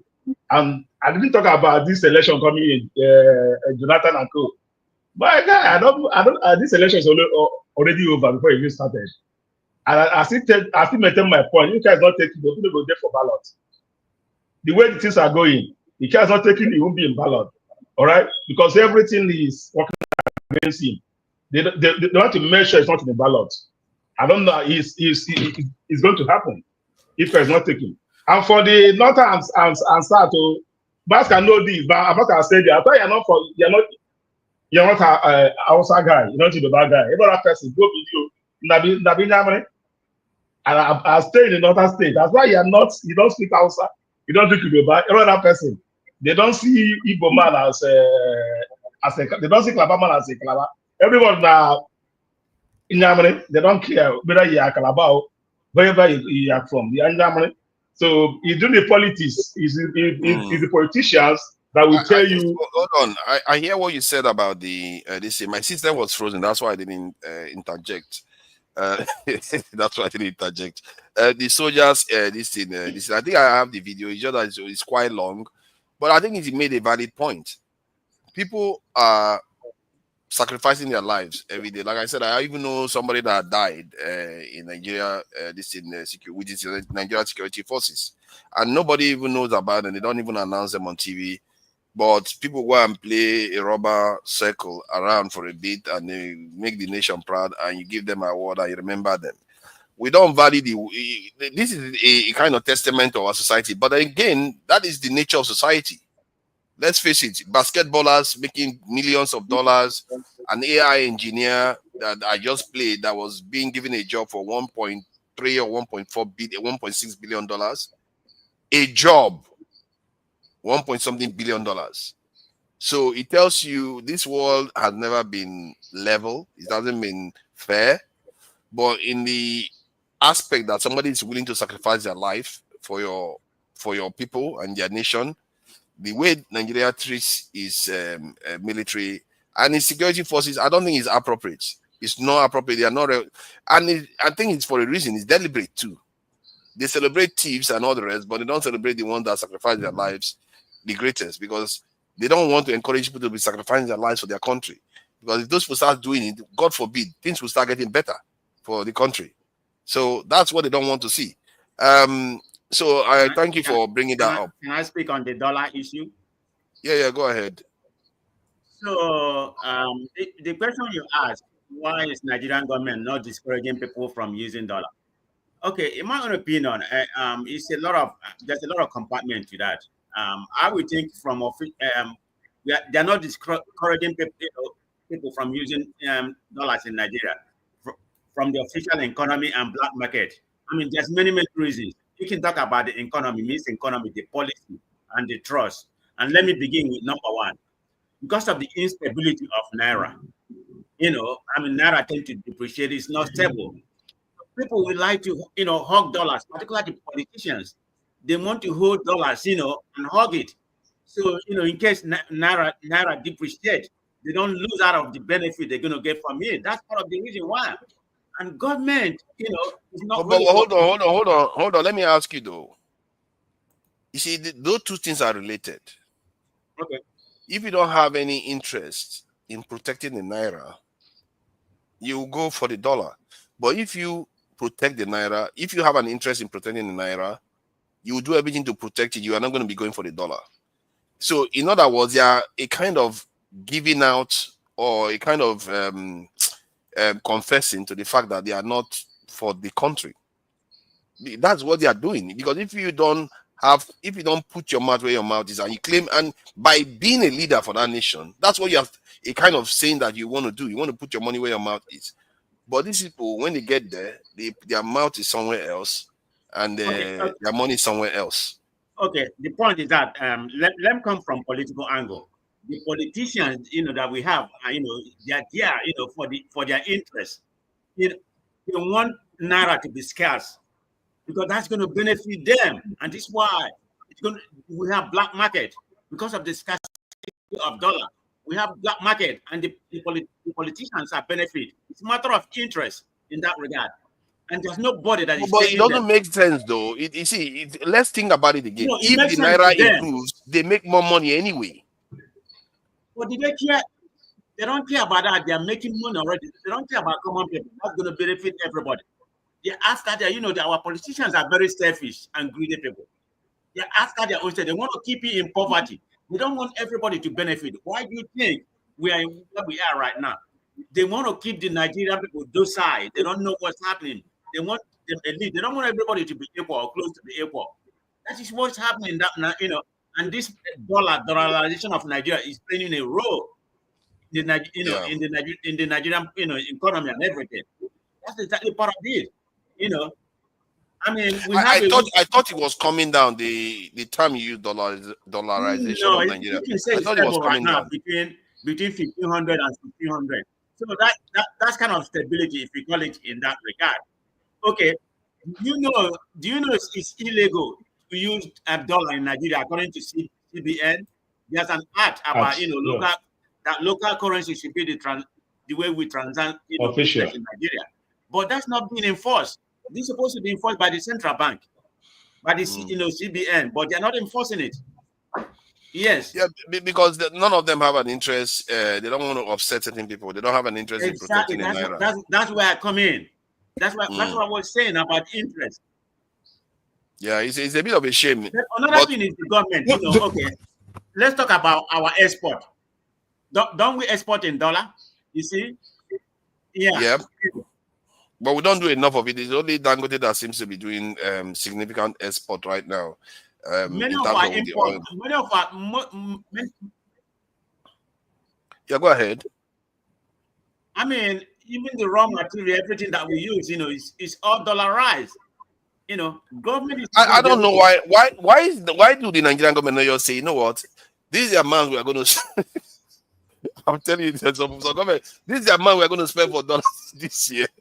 After that spending, you screw you all. You don't get a penny in dollars anymore. Go and earn your own dollars overseas if you want to. Because this demand for dollars is getting out of control, and the Nigerian government is not doing anything to stop it. And life is getting harder for Nigerians because of it. Let's face it, there are consequences to all these things. The poorer people are the ones suffering it. Because when dollar goes up, price of items go up, and they have to pay with Naira for it. But which is problem, not nice. Let me tell you what I think. I'm not an expert in economy, but I have a little bit of knowledge. You can't force everybody to use Naira. You can't force, without Naira being stable. There's no way, that's gonna, you can't force anybody to use that. No, I understand that, but that's your point. See, hold on. One of the problems of Naira stability right now is considered stable because it's floated. However, one of the issues is because the demand is too high and the supply is too low. First, you increase the supply, reduce demand. and to reduce demand, discourage your people from using it and stop telling your football players that you're going to pay them in dollars. That helps. Those are attitude. Even if it costs it down 5%, it's something. It affects something. It may affect the bread or the price of bread by 5 naira. You never know. Don't just concede everything to foreigners all the time. Forefather, this one argument against these women where they give dollar. It's one of the most out of place argument I've ever heard in my life. Like, I don't understand how where in the world government employee earn more than private business people. Why? Where? Okay. No, but that's not the let me show you an example. How much did they pay the American US basketball team when they do the Olympic? But it's not about the amount, though. We're not talking about the amount. Yeah, did they announce it? Did they bring them out and announce that this amount of money? No, that's why you have to compare it. It's not a private. You have to compare the two. You're saying a different thing. Hold on, Uzo. The guy, that military guy, right?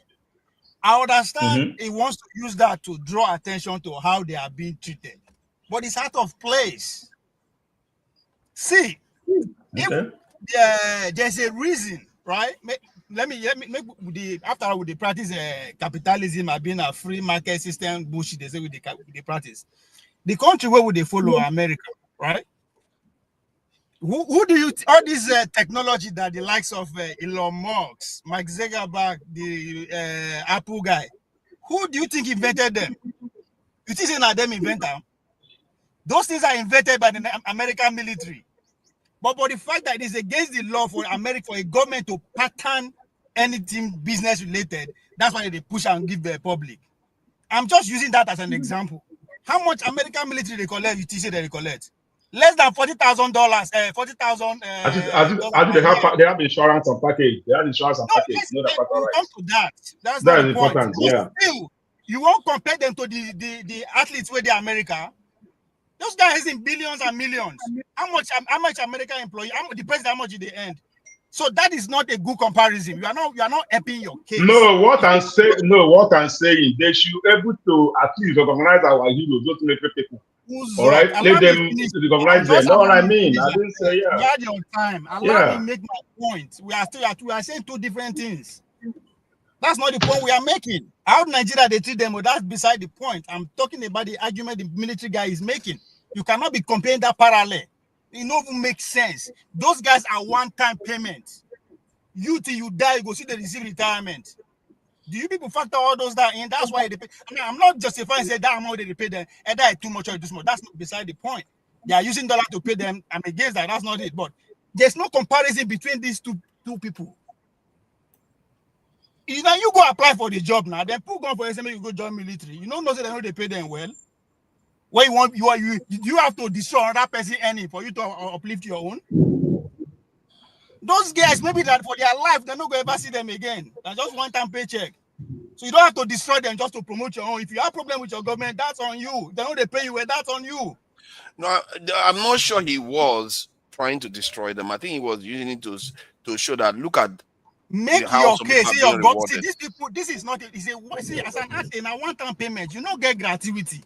Now, see, what baffles me is that we only us go condemn the same system. Say they know they treat their ex-athlete well after they don't retire. Only also, Rufai that year won't destroy the government because government is supposed to be better.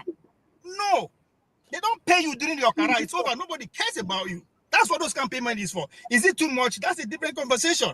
But you, you are an employee of a government.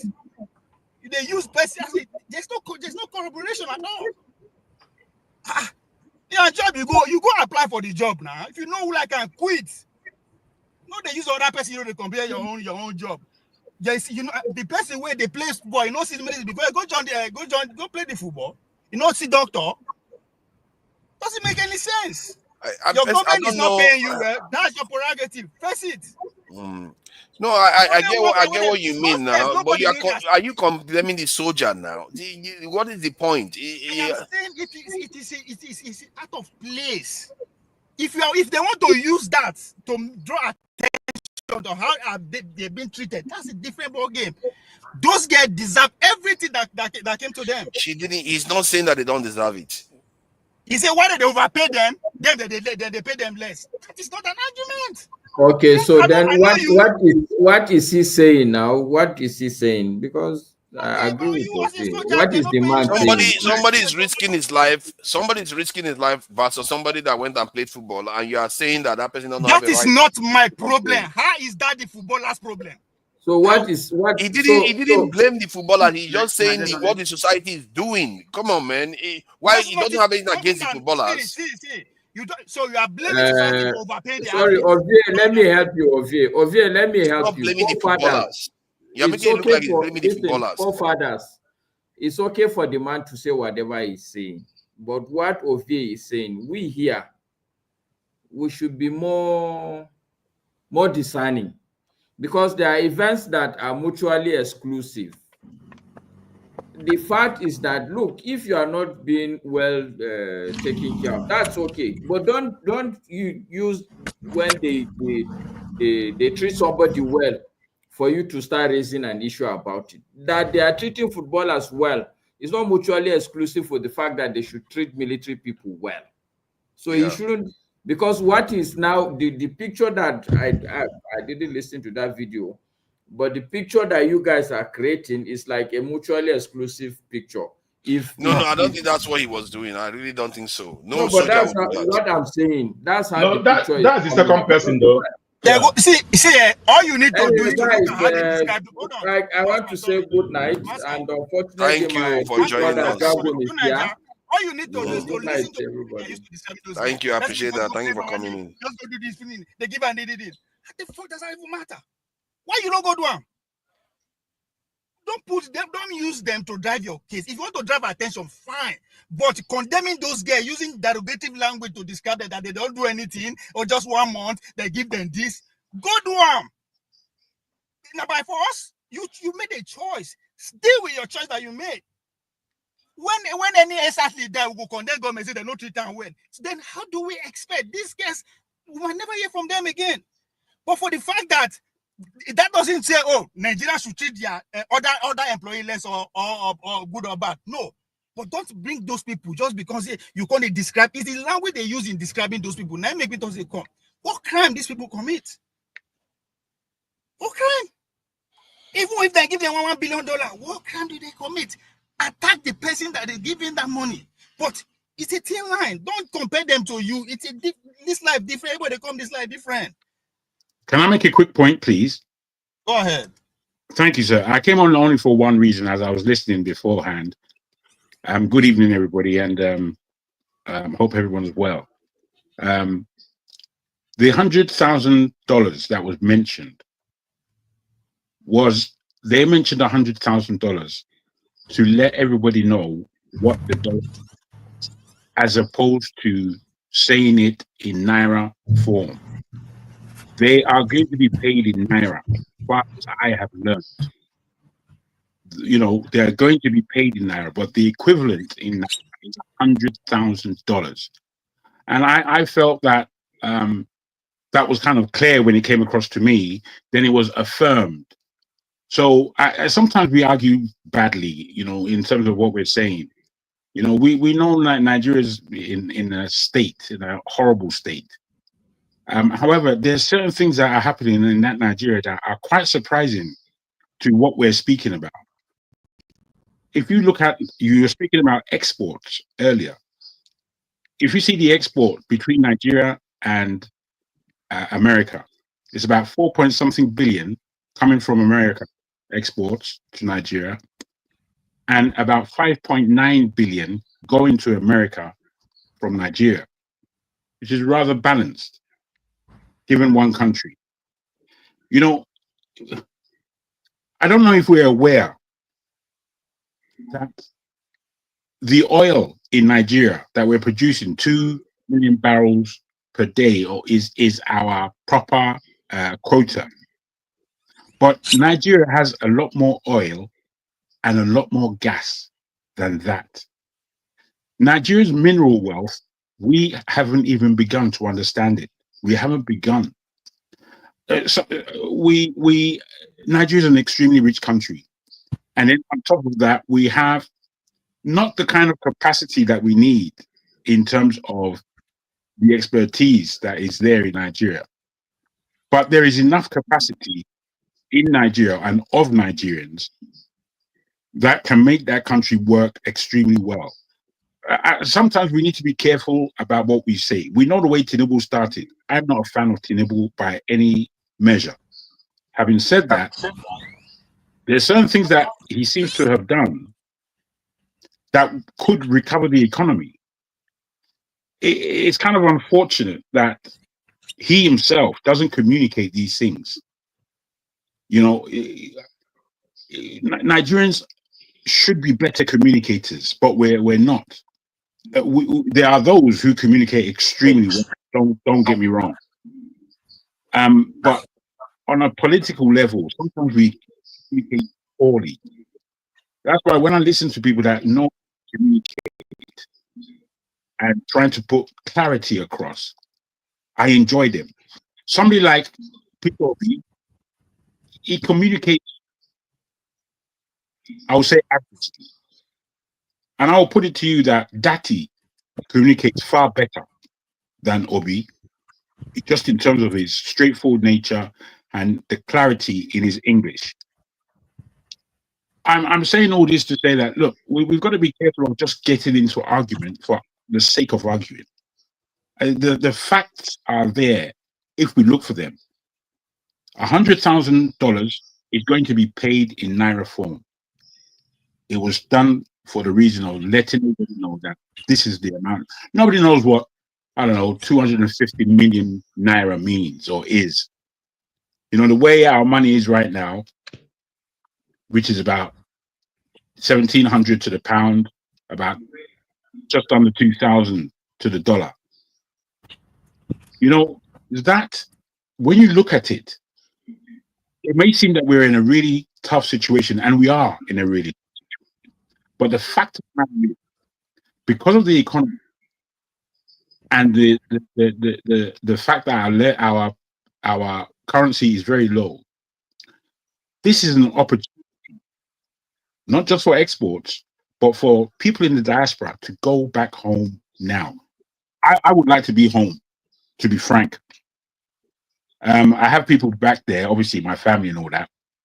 However, boys who have gone from London, of mine, over the last 2 years, and bruh, they're living in Nigeria much better than they were living here. And just the fact that they have pound sterling and they're working internationally, they're living a life of Riley. But okay, let me add something to what you just said about the currency conversion. We are aware that the funds that we're going to pay to the footballers were going to be in the Nigerian currency. The idea was having to translate it to a foreign currency. You don't see that from any nation. Have you ever heard the Prime Minister of Nigeria, the UK, talk about pounds spending and they translate it to foreign currency? The UK wouldn't do that. But no self-respecting nation does that. And, no, no, I don't think you can put it like that plainly, because I've heard around the world them speaking in dollar, and they're speaking dollar because dollar is still the what do they call it? Something currency, the currency, whatever. So that's the reason why they do it. There was mention. Hold on. Well, Give me an example. Sorry, hold on now. Let me get. Okay, what example do you have where they talk in dollars? Like in Malaysia. We're talking about government officials. Yes, now in Malaysia they spoke. I heard this week somebody, obviously a government official, speaking about business and what it means. He spoke purely in dollars. He didn't mention their currency once. Hold on. You saying hold on? I've answered your question now. I know you're answering the question. But when it's been in dollars, oh my goodness, hold on, please. When it's been in dollars, the context is in the context of speaking about international business, not within their own nation, where they say, okay, we want to get this in refinery and it's going to cost us so and so dollars. Except they want to refer to it in dollars, where they are going to purchase the item. That's what they're going to say. But when they are talking about it within their nation, especially giving their own people an award, you are literally having to combat it. I don't know how many Nigerian government has actually done that before. They don't normally do it because it's not normal behavior. Tunaja, hold on. Tunaja. That's why Nigerians picked up on it this time. It's The not council. normal. Hold on. Let me hear what Ovi has to say. Something at the beginning that is at the cost of it all. He said Nigeria produced more than what we say that in terms of oil. Barrel said 2 million barrels, right? He's even capping it because it's about 1 point something. He said Nigeria produced more than that, which is a fact nobody would argue. So the question we should be asking, how many do we actually have, and who is taking the remaining one? Because those people who are taking the remaining, it could be 10 million barrels per day that are taking. That's right. How powerful are those people? No, that's very right. So those are the things, because in our own Nigeria, our economy is based on what? Oil. 95% of our oil and everything is on oil, and still we don't know how it works. We don't know how much we have, what goes in, what comes out. But see, we look at it, and those are the people that run the government. And regarding the exports and this thing, when I checked it out, just it indicates that most of the export to the US is oil, and the moment you export oil to the US, you might as well just pay them money to. So what Jagu said is actually, and all those people that are buying crude oil, petrol. Yeah, the moment you export crude oil overseas, and we are still importing petrol, we are in default. Because they are going to charge us. They are buying from Nigeria lately. You know why? It is because they are servicing their own refineries within the East Coast. So it's going through renovation. That's why they up their buying, and that's legal. But what Jagu saying is actually what every Nigerian should be concerned about. How much we really get safe, and who they take them. It's not that it's there that we don't know. Somebody is going. It's like the money is going. They were supposed to be doing. I can see some companies emerging in Nigeria. They keep saying, okay, this one is doing this processing is being, they are beginning to start it in Nigeria, and they are trying to start establishing a company to do that. You see signs that they are killing. What do you think is happening there? Farming and mining is going on. All these people, they are displaying people. That's what I hear about it now. So those are the wealth, but it is not bad enough they are taking it, but how powerful are they? Because if they see something free, bros, I want to make sure it remains free for life, unless you stop them. So that is that's a different matter. But what I'm saying is that there are companies emerging in Nigeria. You hear they keep making announcements every day. My concern is that, like everything else, is smoke and mirror. The only one that the government have actually said they were going to do and they got it done is Dangote that I've seen. I don't know. Do you know of any big company that's emerged recently in Nigeria that is quite important? Very rare.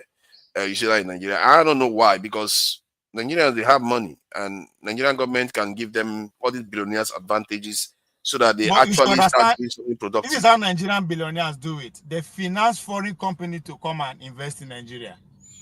Does that make sense? Yeah, which doesn't even, they don't trust themselves now because they are corrupted. Why would they bring foreigners in? That is what we keep talking about. That Jerry say there's that lack of trust among the power holder. Not be ordinary Nigeria. We are arguing about Nigeria. No, there's no local government you go in this country that people are still decided that see an Igbo man, any other trouble. So an average Nigeria no get problem. Say we hate this, but no, it's not about us. Those people who make the important decision, how they move is what should be our concern. Because they know the oil that the people who are still, them, then they stay the oil, them and their friends. But they're quiet about it. So it's not just about the way the ordinary people, but those guys are. I say the current minister of was it under Buhari? This Abaribe was getting an interview on national TV. Abaribe, that he was at the office of the minister of the Navy, the Oga Patapata of Navy. What's it called again? The Naval Marshal Abi. That in his office, right? That is office. They see all the pipes that go in and out of Nigeria. From that, their office. All the pipe for Niger Delta, they can see it satellite, everything there. See, when they ask, if you're coming seeing all this from here, how come all these bandits, you don't even actually, you know, who ask the other way they miss, but say all these bandits people they call, how come you guys don't see them? He said the man just smile. Now, these are the top guys. No be saying me and you. This on national TV. I'm not making this up. You understand? He just laugh and smile. So, nothing. That's it.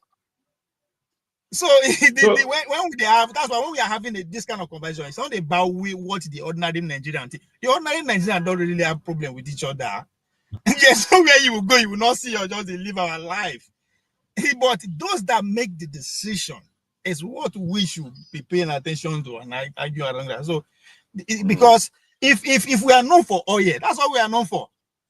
But we cannot say this is what the oil is about. That's the difference between Saudi Arabia and Iran. I'll bring you in. Let me just highlight some of the points Ovie just made in terms of the theft that's going on in Nigeria and why I really feel strongly against some of the policies of this government that Nigerians, I'm surprised they tolerated it. You know, let me read the question that I asked just now. I asked the question, can you list a government that has reduced the GDP of its country by half in 1 year in the last 70 years during peacetime? None. None. That is how bad, like worldwide, 70 years back, none. And Nigeria takes it and say, it's okay. Yeah, well, let's carry on. It's all right. This guy is he means well somehow. Tunanja, you know why? You know why where we missed it? You know why Kenya succeeded not doing that? Because remember when they were revolting, the Kenyan youth, what is happening to us? Some people, they come out, 100 years of bad government protests. They were diluting how we think, that they set dates ahead. I say, come, this is not normal. Because now the same period, this government is coming to power, and that's where the policy is implemented. You understand? Oga is at war. Oga is at war. Who is going to finance the war? Who do you think is going to finance the war? What do you think the tariff is all about? So, but we could not revolt. We are arguing against ourselves. Kenya revolted. They had to suspend their tariff.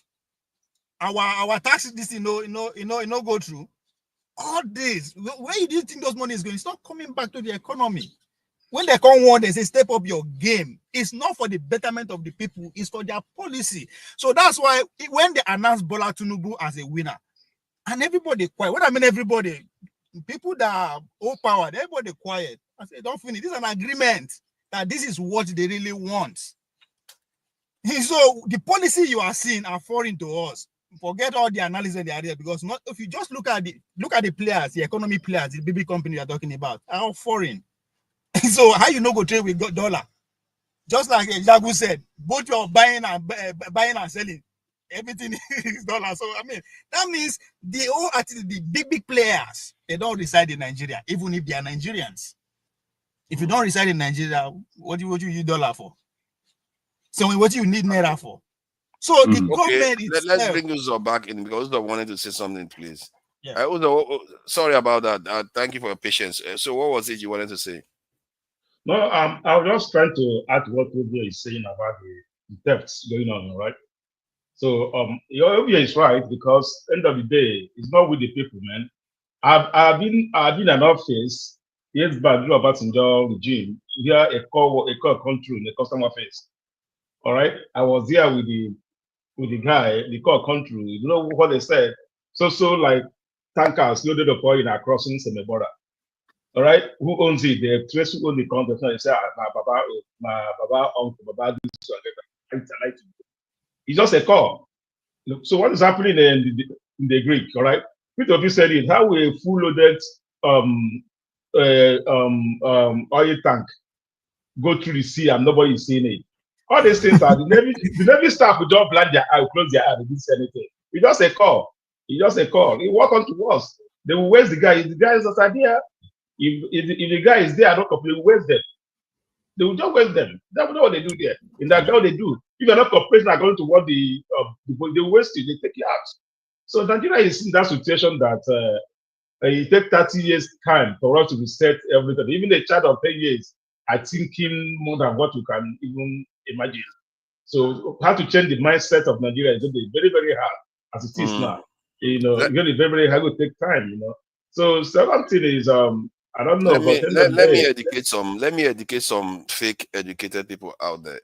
Kolata, he's saying that when I said no nation has devalued its GDP by 50% in 1 year during peacetime without even sanction being applied, that is not possible. He lets you go and do it, or you want me to show it here. If you say that country is not under sanction like Nigeria, is during peacetime, and the GDP of the country within a year halved, no, none. Even Argentina didn't do that. So stop going on, because if you were educated enough, you would know that. But because you are so duncy, like you are trying to accuse me of, you don't even know that, and you carry on dancing for people that are wrecking your country. And you wonder whether this were even Nigerians, even where they behave like this. Like, why do you do that? If there was a country like that, why wouldn't I say it? I don't have any to, because I actually disagree with the policy anyway. If there was a useless leader out there that did the same thing again, I would still disagree with the current president's action. It makes no difference. But the fact that for the last 70 years, you can't find one. But Tunanja, do you notice that all the foreign medias, that is the only policy they are praising? Devaluation of net currency, and that's what they praise about. Mumu wear trousers, and you see some of our people, they'll carry PhD. They don't even know when they are being conned. Jesus Christ. That two policy, subsidy and devaluation, that is all the international media are praising Bola Tinubu for that. So that's to tell you everything you need to know. They're happy. And to me, it's even common sense. I don't know why it's so confusing for them. It's not, go and read the GDP value. That's all you need to read. If somebody tells you that they are investing, they are helping you manage your property, your house that you bought, you are mortgaging, and they are asking you to mortgage it, and then the next year the value of a property plummets, are you going to be thanking that person? What kind of craziness? Like 50%, your value of a property was 400,000 pounds. Then the next year is below 100 and something thousand pounds. My goodness, you'll be suing that guy. You'll be saying, you know what? I'm not going to accept this loss. I'm not going to accept this loss. It's not going to be my loss. You sue that guy. You see, Nigeria is a complex place for you to think of one, all right? Because of the diversity and the ethnic group and the regions, all right?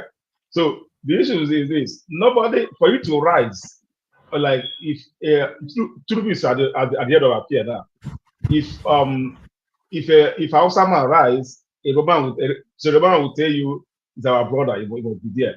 If P2B goes here, if P2B goes here now, win the election, he does something bad, the Roman man rise, all right? The Roman will take what we are there for, don't want us, all right? So that's how Nigeria is. So Nigeria is very hard to govern Nigeria. You have to be tell some people, Jesus come down and govern Nigeria, you will fail. People say that a lot, but I've seen it all. Nigeria is like a premiership game. You know, Nigeria is like a premiership. It's coming on. Everywhere buying player, the camping all over. They have to make the money.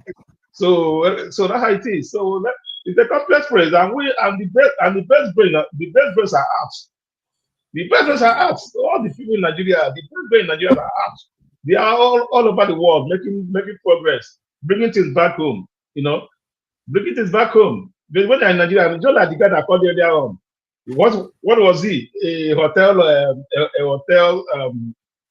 cleaner. But today, look at him. When the guy talk, you know that okay, he's one of the best that have gone out.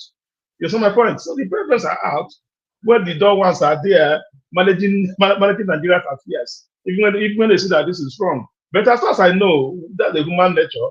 You know, everybody mama's soup. Yeah, mama's soup must sweet more than other soup. That's not my point. So if you are in PDP today, PDP doing good. When you see them, they do bad.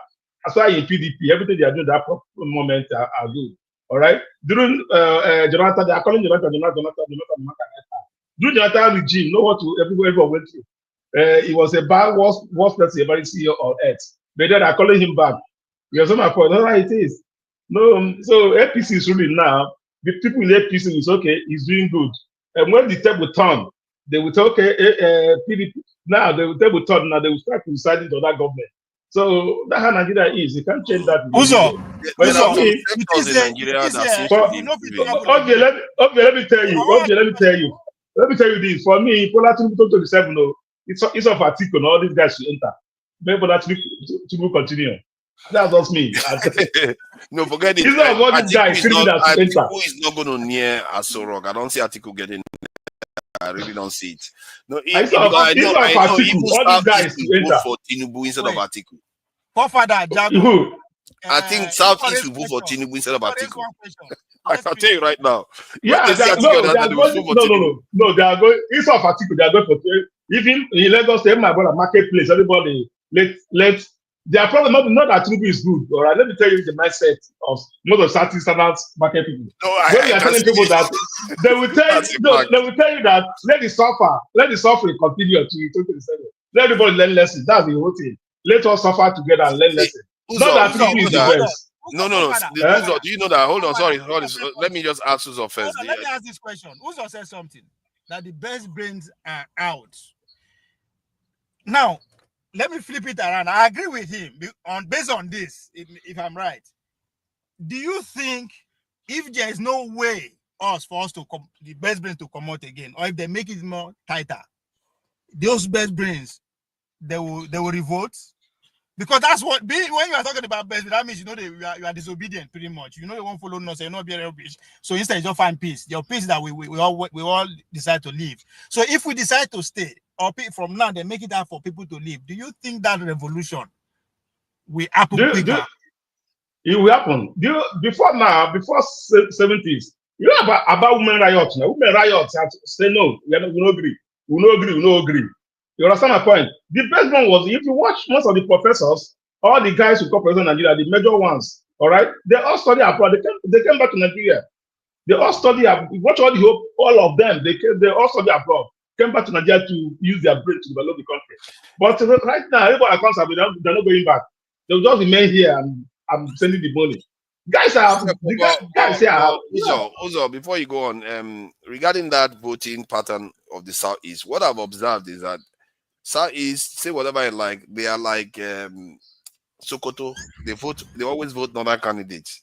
Southeast always vote southern candidates. Whenever the election, hold on. Whenever the election, I'll correct. Let me finish it. Before I go far, you see, you wouldn't even let me finish my point. I said when the election consists a southerner, if a southerner is in that election, the Southeast always vote that southern candidate, no matter who, whether it's Obasanjo, Jonathan, they will always vote the southern candidate. Can you mention one person? Obasanjo.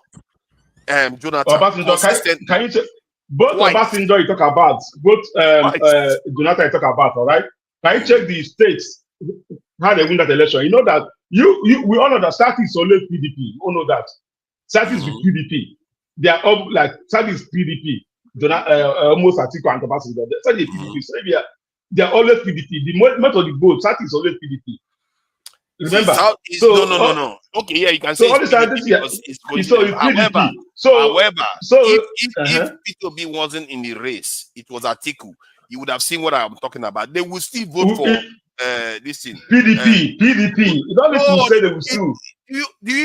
Hold on. Oh, calm down. Just let me get my point through. The year before the election, do you know what was in the air? Not Agbado, it was Fulani that was in the air. Everybody was hot. Southeast was hot against this Buhari. And if let's say it was Atiku that was running for PDP, I can tell you Southeast will not vote for him. Or that Fulani. What? But against Udo, no. When Buhari run, who do Buhari run with? It's not Jonathan. Who did Southeast vote for? Jonathan. When Obasanjo run, who did they vote for? When Buhari run for 2019, when Buhari run for 2019, who did they vote for? See, if any northerner so was what, in my point is this. See, my point is this. Right? The only time a northerner was in the hold on. The only time a northerner was on the ticket and the southerner was on the other side of the ticket, the Southeasterners still vote South. They didn't vote Atiku. They voted South because P2B was there. Can I tell you this? Can I tell you this? I have no problem. If not Edo people. I know what that's not the point. No, that didn't make. No, my point, if not Edo people don't to the the average woman will not bring to do. You know that, right? You are trying to say that it's PDP that they are loyal to, not the party, and that not the yeah, ethnicity. Because most of I'm saying that it's ethnicity. I'm saying it's between, no, it's not ethnicity. Between 1999, the whole state in Southeast was PDP state. Remember? Yeah, for a reason, because not for a reason. That's how it was made. Your PDP state. So you know that the vote. No, you know that the vote you for PDP. But if you do a party, you keep forgetting. You keep saying it's party, but it's not party. You know how South. It's a party. No, it's not how. If you do all this account for PDP, bring Buhari. Me, I go Buhari. I tell you every day. Bring Rogers Okorocha from PDP. If bring Rogers Okorocha, bring Adam Osomola. Go back to Osomola. That may not make me say up for party line. Mogu wait 2031. If Obi we have two northerners, then you see, then that's when you now say, oh, then he like that. We'll see. No, if it's two northerners, then they just go anyway they like. If it's they don't get where they like. During Buhari, you have to look at the power of the party. Buhari party not for the popular for the South, for the whole South. During his time, if you look, nobody know Buhari. It's not that popular. Because of Tinubu, he got the vote even.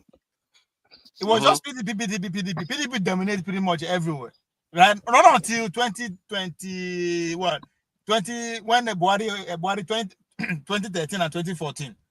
That now looks as if PDP they don't destroy PDP. So now there's not even. So at that time now you have to now look at it. What are their interests? Because you don't expect them to vote against their interests now. If a stranger no carry their interest, why should they vote for that stranger? It's all about interest. Don't forget.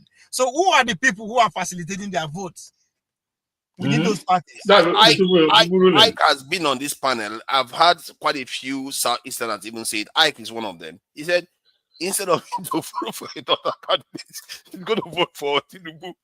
I'm telling you, the Southeasterners, especially if it's a Fulani that is coming in, not just another like Gowon or anything like that. It's a Fulani that is coming through. They are not going to vote him. They are going to vote Tinubu in. Wait, do you expect them to vote against Tinubu? They vote by another person for against Tinubu in this 2023. No, I wonder. No. Even 2027, in the 2023 election, because P2B was there, that's why he didn't show. If P2B was not there, they would have voted Tinubu. They will not vote for because it's more of their interest now. It's a southern now. Now, exactly. Nobody vote for interest. Uzo is denying it. Uzo is denying it. No, I'm not denying that. That is good. We're voting on interest. PDP. I'm saying that the Southeast for presidential election they will vote APC if Atiku was on the other ticket and Tinubu was on the other ticket. I'm telling you. Even you go vote Tinubu. Even you. I know. I will vote Tinubu. That's why I'm telling you that. Listen. Now not in denial. Listen. No, it's not my involved. No, if P2B are not involved, all right. If they are not involved, all right.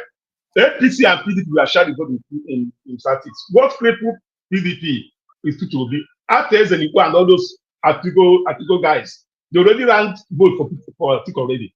They have another section of people like Jones or Kano them or Okorocha them for APC. So the vote that we have been shared like into two APC and PDP. Not like before that they put all the votes on PDP. All right, no matter whoever it is. But in terms of the trade, we are considering that if the Southern is on the other side, I mean, if the Southeast doesn't just go north, they will not go north. Even if it's PDP, they will not go north.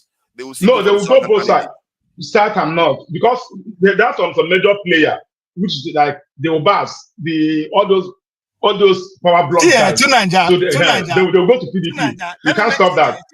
Tunanja, you see, when earlier on we are talking about the conspiracies against the Southern presidency, the Saudi presidency, they argue. Do you understand that even the way they make this argument, you are actually speaking to that? Because you keep on pointing them out, they will vote for this. Why they? No, because that's their behavior. Historically, it's been like that. Which is very interesting. It's their behavior. Yeah. But Tunanja, you know that Do you know that I normally say this? If you bring President Okorocha and those who are coming together, we will still vote Tinubu. Unknowingly, You vote yourself. You see, unknowingly, I'm bossing them to one don't corner even to get do me that started. Hey, argument. if you put No! Zokalo, come on, don't even get me started. Average Igbo person, 400 people. Who they say Ozoka is on ballot, Tinubu is on ballot, who will you vote? If they give Ozoka 2 votes, you know that. No, you get some people that we can't even like give a single vote. Waiting Uzo do now first. I don't even understand it. It's ridiculous. What is his crime? Don't you see Abia State now? You see, the expectation of Abia people when he was a governor was high, and he failed like Wolfie. So and everyone saw that. Everyone saw that. It don't be like my former governor. People expected him. Like people, when you put too much, just like Obina, all this is saying you become a president, you fail. All right. If you like, next one day you nobody will ever trust him again. When my governor was Okorocha, he was comparing himself with Michael Opala, with Sam Mbappe. That is the level they even the bishop take him other high. The guy go, it's not. The guy was popular though. It was very. He was popular now. He was popular. The way he flopped, everything will collapse. So that's the problem. When you raise a stake too high, when you fail, you don't fail. What I see in the Southeast is that when it comes to the things that they like, once you are on their side, let's say like Peter Bina, they will love you like anything. But once they hate you, Jesus Christ, there's nothing you could do. Love for Peter Obi is now natural. You're not going to redeem yourself in the Southeast. Any of their leader that they hate that leader forever. It's like nothing. No, Peter Obi did go as a governor. People used to come from my state to his state for medical to my health. Since we are older, is there any politician in the Southeast that they just love like Obi before? Obi love, he just that's what I'm saying. But who that they don't like this before? Only person people wanted to love was only person that people wanted to love was Soludo before Fire. You know my point. Wait, that's the person that in Southeast now. I'm from Southeast, all right. I can't point somebody that okay, this person will talk, but I need to vote on. That's the truth. All of them are normal Nigerian politicians.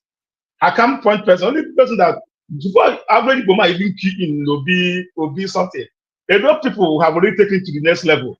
Now I tell us that our brother I don't support. No, our brother I'm not supporting. We didn't start this campaign of people. We didn't start it. But that's my point. But it's after we key in. Then our brother, I'm not supporting our brother. This one now, people are not their brother before we key in. Now, so Lujo was somebody that everyone was looking upon because of what he had done. But the guy, they don't promise. I think they don't promise that guy even on earth. The guy can't fire from wrong cylinder. I think Nigerian politicians, I have to give it to Peter B. He doesn't come across as somebody that envies people. He doesn't come across as somebody that is all about the money. But many Nigerian politicians, they betray this stuff. Like when you look at the way Showore behaves towards Peter Obi, and you see the way Soludo is also behaving towards Peter Obi, you can tell that this is just because they see that Peter Obi is on the ascendancy and they want to bring him down a peg or two. It's like, why? Why bother? Do your own thing. People will respect you. As a matter of fact, most Southeasterners will not have as much negative opinion towards Soludo right now if he didn't do what he did. Just do your own thing. But I know say let me tell something. You have to always normal. You know say as far as Peter Obi, let me tell something. Let me tell something. As far as Peter Obi is still on the scene, as far as Peter Obi is on this, yeah, as far as Peter Obi is still there in political arena. So there is nobody in terms of national election. Yeah, but what does it matter? It's not about him. It matters, man. Oh, look at you. Everybody find power. See, the two masters look the power. That's why Peter Obi is ahead of him. Peter Obi doesn't think like that. Look at it this way. It's a popularity contest, right? Peter Obi now is the man of this, the guy on the eye. Everybody is up to it. So you have to find one way to tap into that popularity, right? Mm-hmm. That's what these people are doing. Soludo, we are talking about Soludo because he found Obi trouble. On a good day, we are not talking about this policy. Okay, can somebody tell me anybody Peter Obi tried to tear down in the South is on his rise? Did he try to tear any of the Southeasterners down? That's my issue. It's a different person. Like a different person. Everyone's different. That's why I'm saying that it means that he's reasoning on a higher level than them, and that's the problem. For you, we may think it's the higher level. For some people, it's not the higher level, it's lower level. Know that. That's It's what you lower like level. being now. Jago, Yeah, for some people, it's lower level. Jago didn't say People will much. tell you that. No. Something is lower. I actually want to run. I only came on to say that thing. I was enjoying the conversation off camera. In that, I weak, small, or more. So I go check out everybody later. But I'm still watching. Take it easy. Yeah. Thank you for joining in. Take care. Thank you. All right.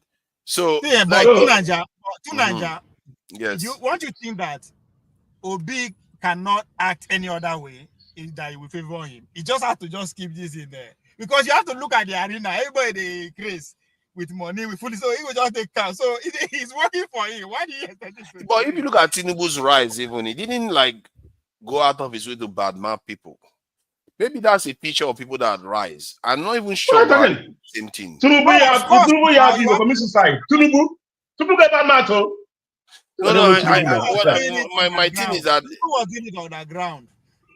Maybe he was doing it on the ground, but I don't see him like badmouthing southwestern politicians and when they were trying to aspire. I didn't see not bad Martin. It's not bad Martin. Now the game be that. This guy Obi, see, they say Obi na national. It's bad mouthing because people are noticing it. It's short-sighted. People are noticing that you are criticizing this guy just because he's rising. If you criticize him when he's not rising, it's a different thing. It means that you are kind of vain. You are just criticizing because he's rising.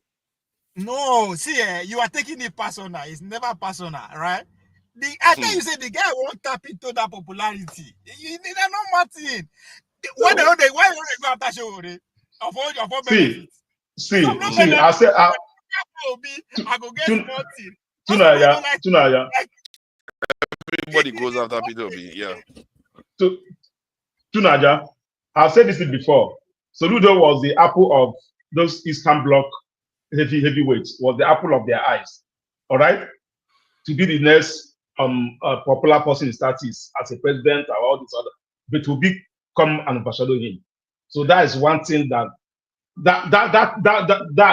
is a very, very big hit. All right? In a way that looking at Bubakobi, but the whole big guys, no one even back him. No one back him. They were backing Soludo. No one even back him. He went there with the masses, the crowd, the people that bring him up. Not about the money that all those guys are pumping Soludo for him to writing letter, let it part 2, writing the. So that's the problem. So Soludo was the apple of those big guys. So programming him, they were programming for the power to return to the north after Buhari. That was everything they're saying, power to return to the north after Buhari. So that when power goes to the north to compare to the south, Soludo will ripe.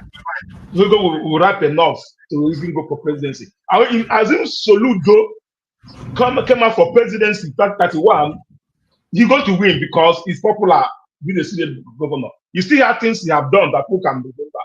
But we thought he has done in another practice. Everything is done. Everybody have seen. They say when breeze blow, palm nash will open. All right. If Soludo could have been on his lane the way he was, he could have won a lot of votes. Yes, I think he may have even won more support, and the South will still reach out for it because they will say, "Oh my God, we like P2B, we like Soludo, we are spoiled for choices." That kind of stuff. I don't know. They don't. That's why I feel like he's not thinking it through when he says those. No, they didn't advance it well. But you guys are not looking at the future, though. Soludo is looking at the future, yeah. Looking at 2031. 2031. That's what he was aiming. But with what happened to 2023, I canceled 2023. With what happened to 2023, I canceled 2031 for him. You know that? With what happened to yes, I cannot tell you. Southeastern are the whole grudge. No, I mean Soludo. I mean Soludo. Let me rephrase. Let me repeat the question. Okay, let's say Atiku carry Soludo running mates, and Konkoso, carry Uzokalu. God, this guy. The guy just go. He doesn't even go outside. It's over. That election is over. If who you go vote for? I'm not saying back for some man. Who you go vote for? Wait, between no, me, both of them, none of them do me wrong now. Between Uzokalu and Soludo, they're not doing me wrong now. Now you they offend, so They don't offend me. Oh, they cannot offend me, all right? The guy did good. okay, Private, no, private, they offend me. Yeah. Look at it this way. Atiku, Soludo, Kwankwaso, and Rogers. no, anybody from Rogers. Southeast. No, anybody from the Southwest. Call one man now from the Southwest. Let's say Now, let's say the current government. Let's say Oshibanjo. yeah, Shuban. See, let me tell you the truth. Can I? Everybody will tell you this one. Aju of Shubanjo run under APC as a president. All right, so to be no. We have an Igbo man in the. We have Soludo on the other side. What I mean. See what I mean. I want to bring you back. All right. Assume Oshibanjo runs of Tinubu. All right. You know that people will not get it right in that social. You know that. Okay, so you are saying 2031, if Atiku carry Soludo, Kwankwaso carry Shonwolu, for instance. Una no go vote for Soludo. Abode is there. Okay, so una no go vote for Soludo, una go vote for Ambode and Kwankwaso instead of Abode because the guy have done. Like as I said. Oshibanjo was a buy 1 or 2 times he had the chance. This something people like. And I tell you, no, go back Abode because Abode have done something people see. South. Don't make no mistake. They always go south. That is good. South behave like Sokoto in the north. As I said, they are south. Right? They don't care about anything. Was the president candidate of APC 2023, right? Obi will not get what he got. People go for Oshibanjo more. Come 2031, Atiku Soludo 1 ticket. Kwankwaso and what you call former governor of Lagos, Ambode on another ticket. Who na go vote for?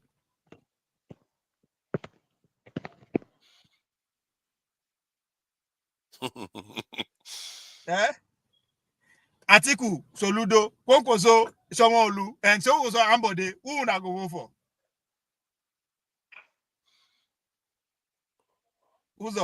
They will not vote Atiku. Bobby. Ambode is there. You understand the question? And Ambode is the top of the ticket, isn't it? If Ambode is the top of the ticket, they will go with Ambode. Whoever, if it's the Southerner that is the top of the ticket, they will go with the Southerner. No, Ambode vice. Soludo vice to Atiku. I'm coming back. They might actually go Atiku on this one. If it's all south, they'll go Atiku. It's a no-brainer, right? No. If it's south, if it's both sides have got southern candidates as VP, and one of them is southeast, yes, they will go that way. But if Ambode was the top of the ticket on the other side, they will go Ambode. They don't care whether Soludo is. Of course, the vice president are nothing now. They don't care about that. But this is not going to collect in 2031 if Pantami Column may be running mate. That's something Southeasterners need to watch and Southwesterners need to pay attention to, because Southeasterners, the way they vote is, from what I've seen in their vote, is always South, their default to. They like to think that it's a PDP. They forget that their instinct is what created PDP in the first place. Like P2B now, it's because they like P2B, that's why P2B won. It's not because it's PDP. So it's still that their instinct, because Obasanjo was a Southerner. That's why PDP had that power in their state. That's why they wanted that Southerner. They didn't want the Northerner. That's the reason. It's always been. No, but to Nigeria, there's some dynamics you have to put in place. That's why I say the actors that are on ground facilitating those votes are very important. Obasanjo loaded the admission with Southeast. So you need to see the people that are serving from the Southeast. There's no way you don't go vote for Obasanjo. Exactly. But Jonathan, the same thing. They did the same thing with Jonathan too. They didn't shift from Jonathan. They voted Jonathan in the South.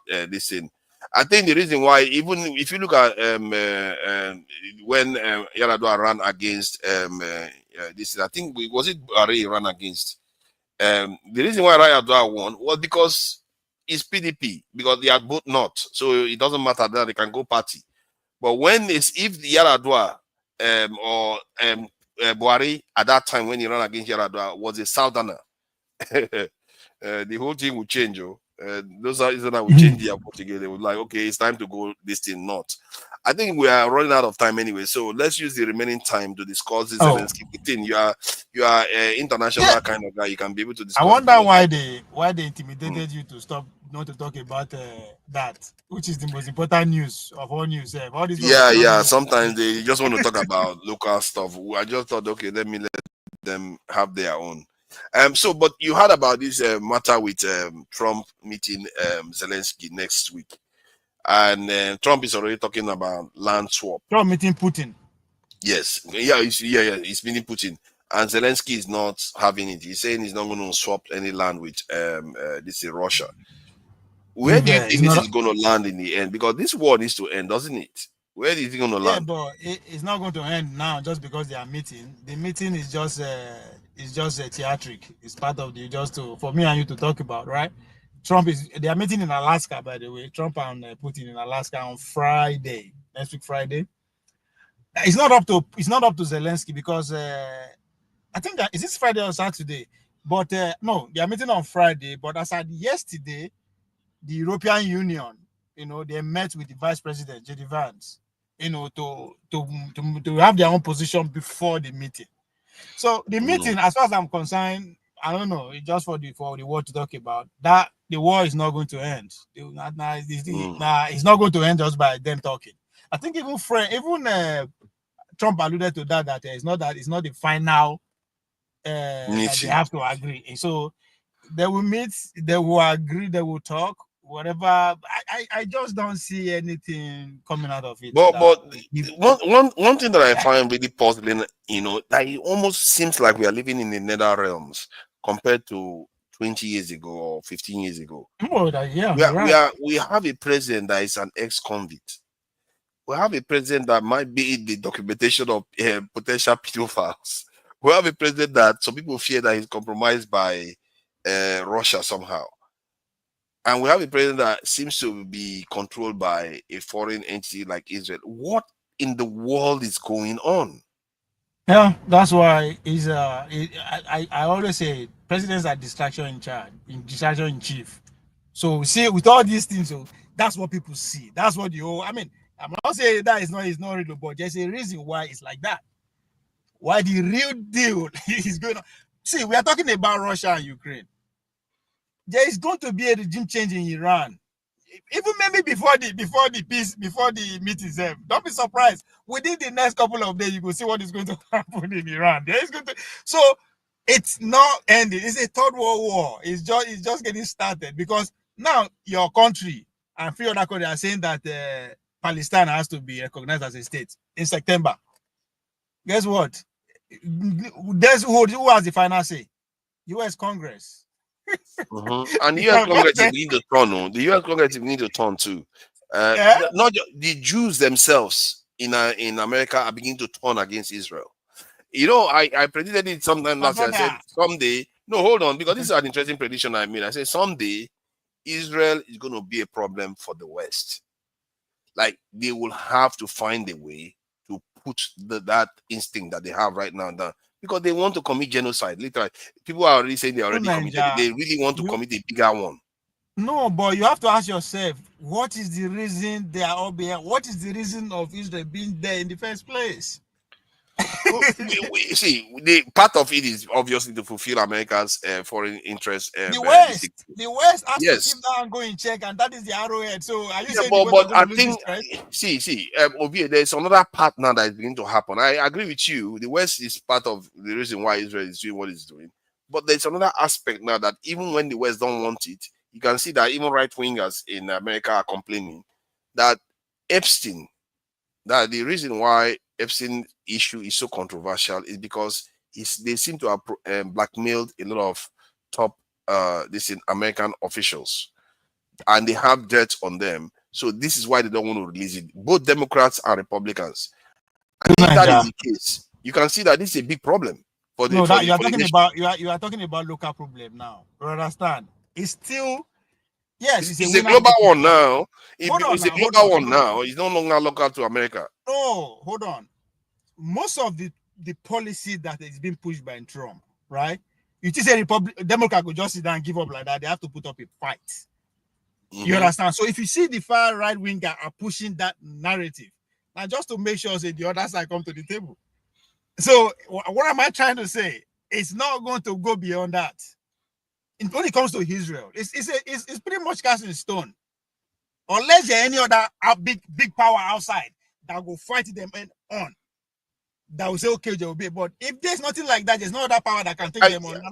But there's a factor that you may be underestimating. I feel like the majority population, the Europeans in America and even Europe, they are kind of, for want of a better word, waking up now. They are beginning to think, you know what, we have been too relaxed for quite a few decades now. We want to assert our dominance again and in our own way. If you look at the way Trump is governing, he's governing for the Europeans. He doesn't really care too much that's about that's why I say now that when it comes to Israel, it's straight on. Any politician can come and talk blah blah. Just listen to the US Congress. Whatever the decision is, that is what you're going to get at the UN. So yes, but the US Congress is beginning to turn. The Democrats are already turning. Nah. Okay. You know, Marjorie Taylor of the Republican Party is turned. Tucker Carlson is turned. Name them, all the top commentators in the Republican Party have turned.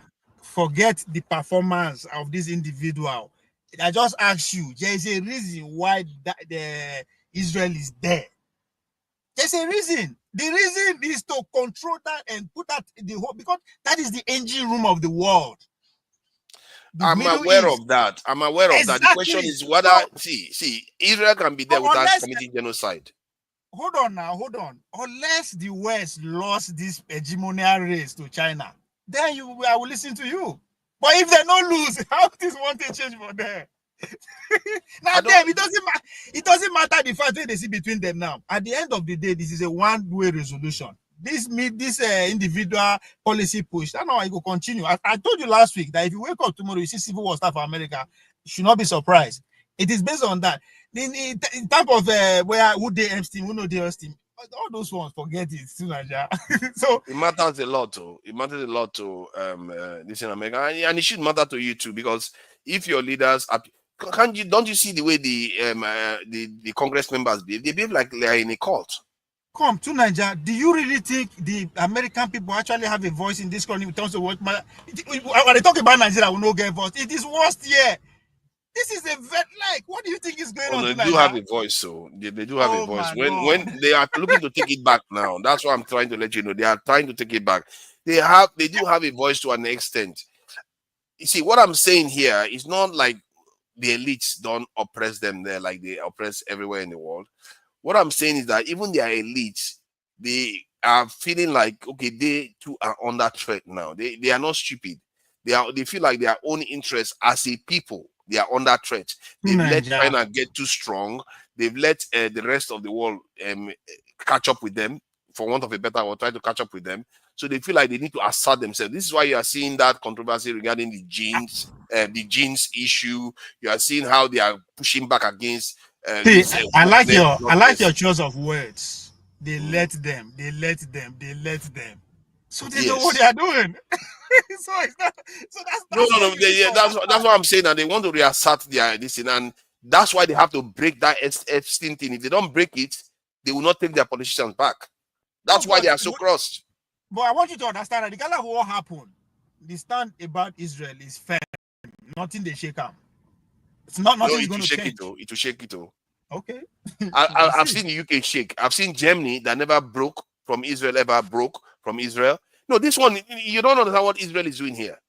Israel is going to slaughter people.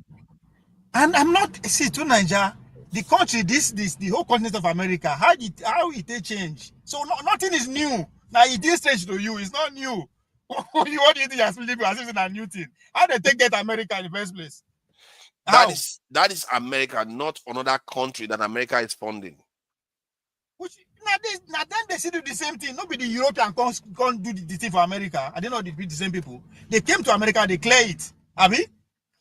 Go back and listen to Donald Trump, one of his speech earlier on, talking about how they will make that place paradise. Yes, but it's different. Do you think it's a joke? Do you think that was a joke? See, it may be serious, it may not be serious. But my point is that if that goes ahead, sooner or later, Israel will be just as much as a pariah as South Africa was. Nah, that's what I'm saying now. You Carry see on. them like Mark that. my words. If somebody told you that Germany will sanction Israel, would you ever believe it? Last year, you will not even dream of it. Now, all this UK, Germany, France, they are sanctioning Israel now. And UK now is calling for a Security Council meeting regarding this. There's a fracture that is happening, and it's going deeper than it used to go before. Unless the West lost their hegemonic power, yes. Other than that, that place now paradise, as Trump described them. The next 2 weeks, they won't wipe out the remaining Hamas. So it is not stopping. They was using the distraction. At the distraction, they put more gas into the fire. No, the sanction they are putting is that they're not giving them any more weapons. That's the whole thing. Who is not?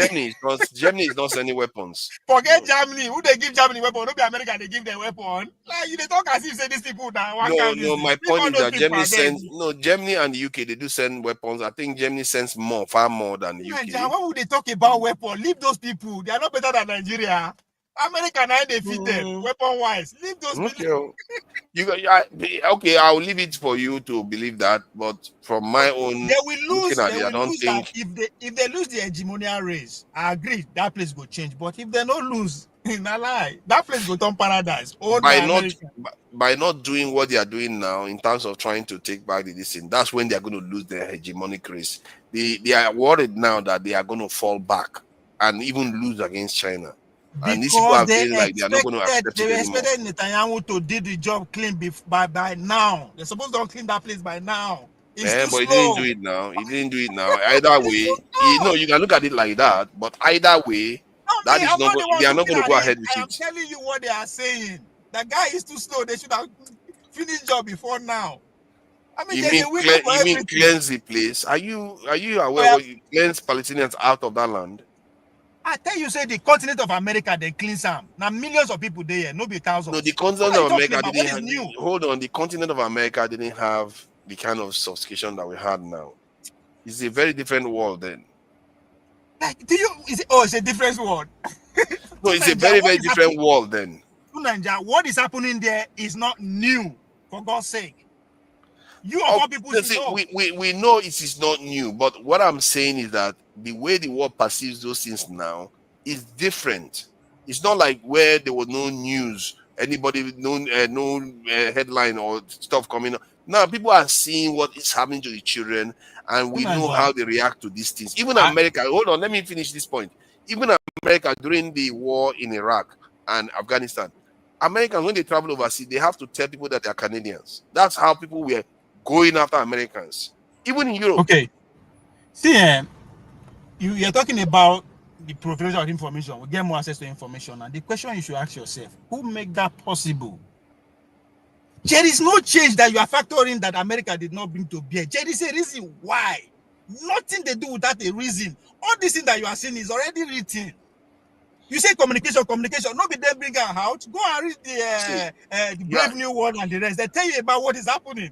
So I am not telling you, nothing is happening that is surprise to them. Now me and you this shock. What you are not saying, what you keep saying, you keep saying nothing is new. I know that.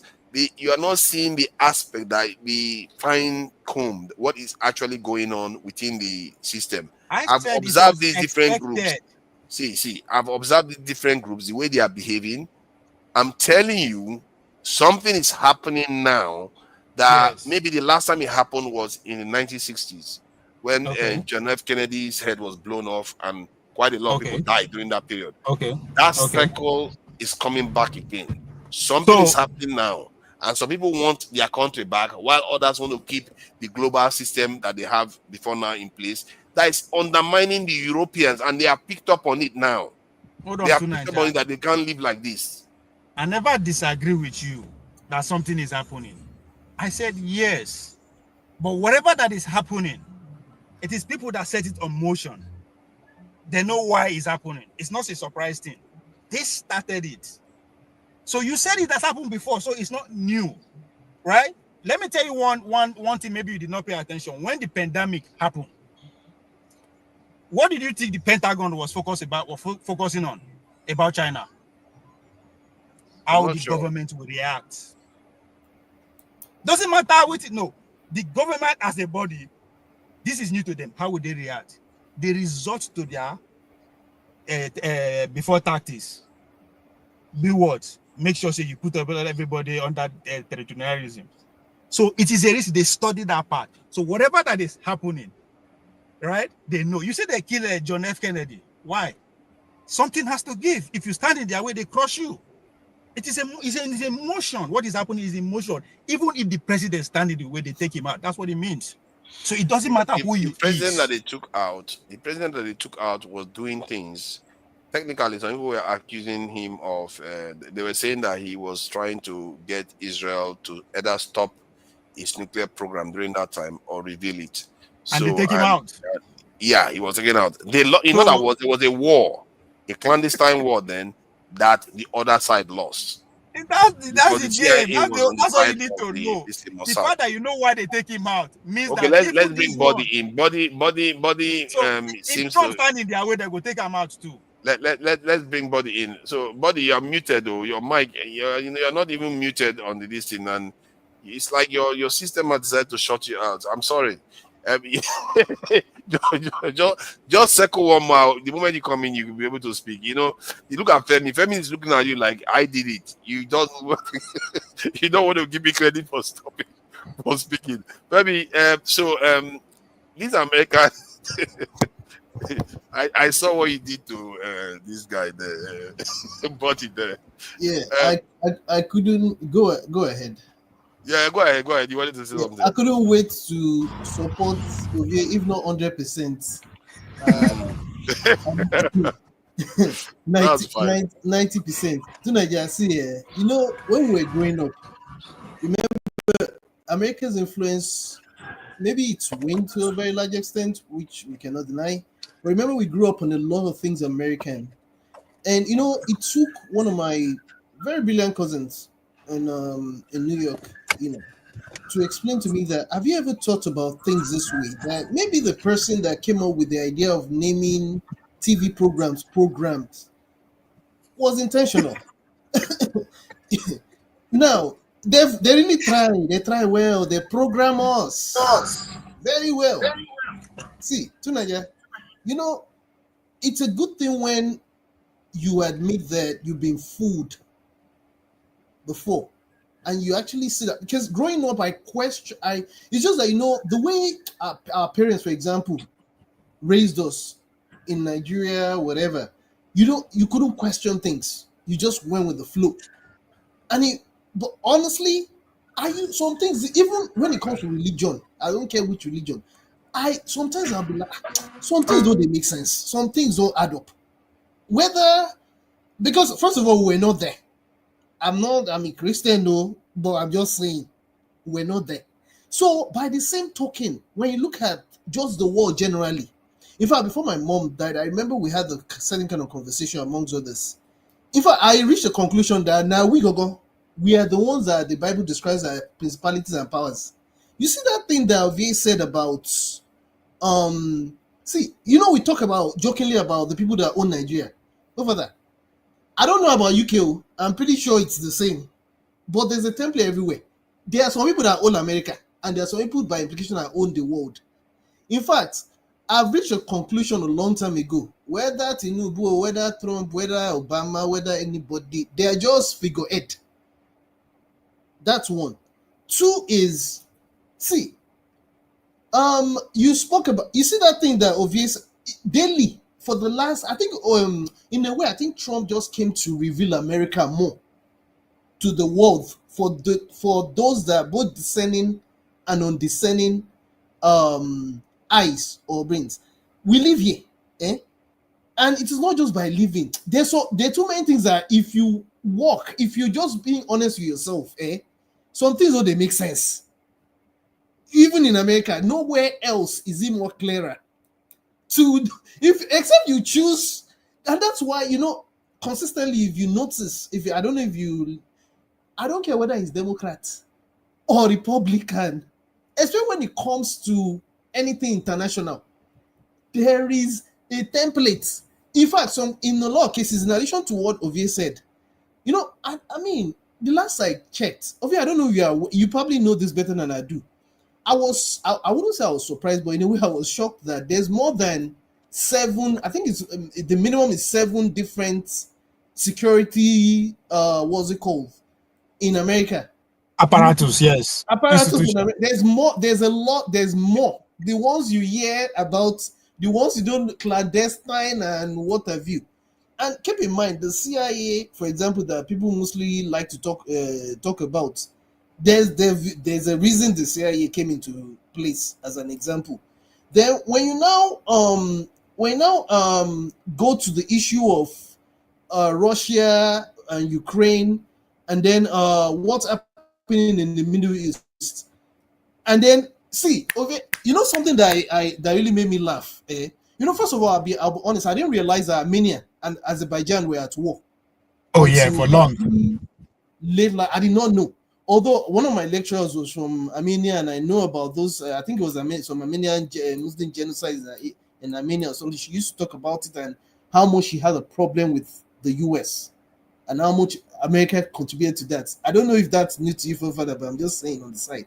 But what really shocked me recently was, and that's why I appreciate listening to people that are Americans or American Jews or Jewish, whatever, a lot of whom the names that we know, that don't care about all these Democrat versus Republican menene, but we'll tell you exactly what is going on because they see they're fearless.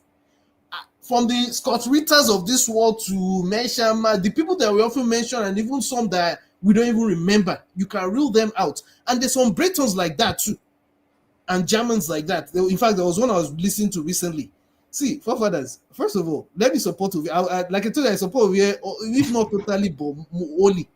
Germany no get weapon, no. Forget that thing. They're just glorified Niger. Maybe they might have some technology. In fact, I don't know if you're aware of this. It was shocking to me how much of this Russiophobia has become. Because if you look at the issue of how we got to where we got to, when concerning Russia and Ukraine crisis, for example, and how it ties into what's going on in the Middle East, keep in mind, it also ties to what's going on with the rise of China.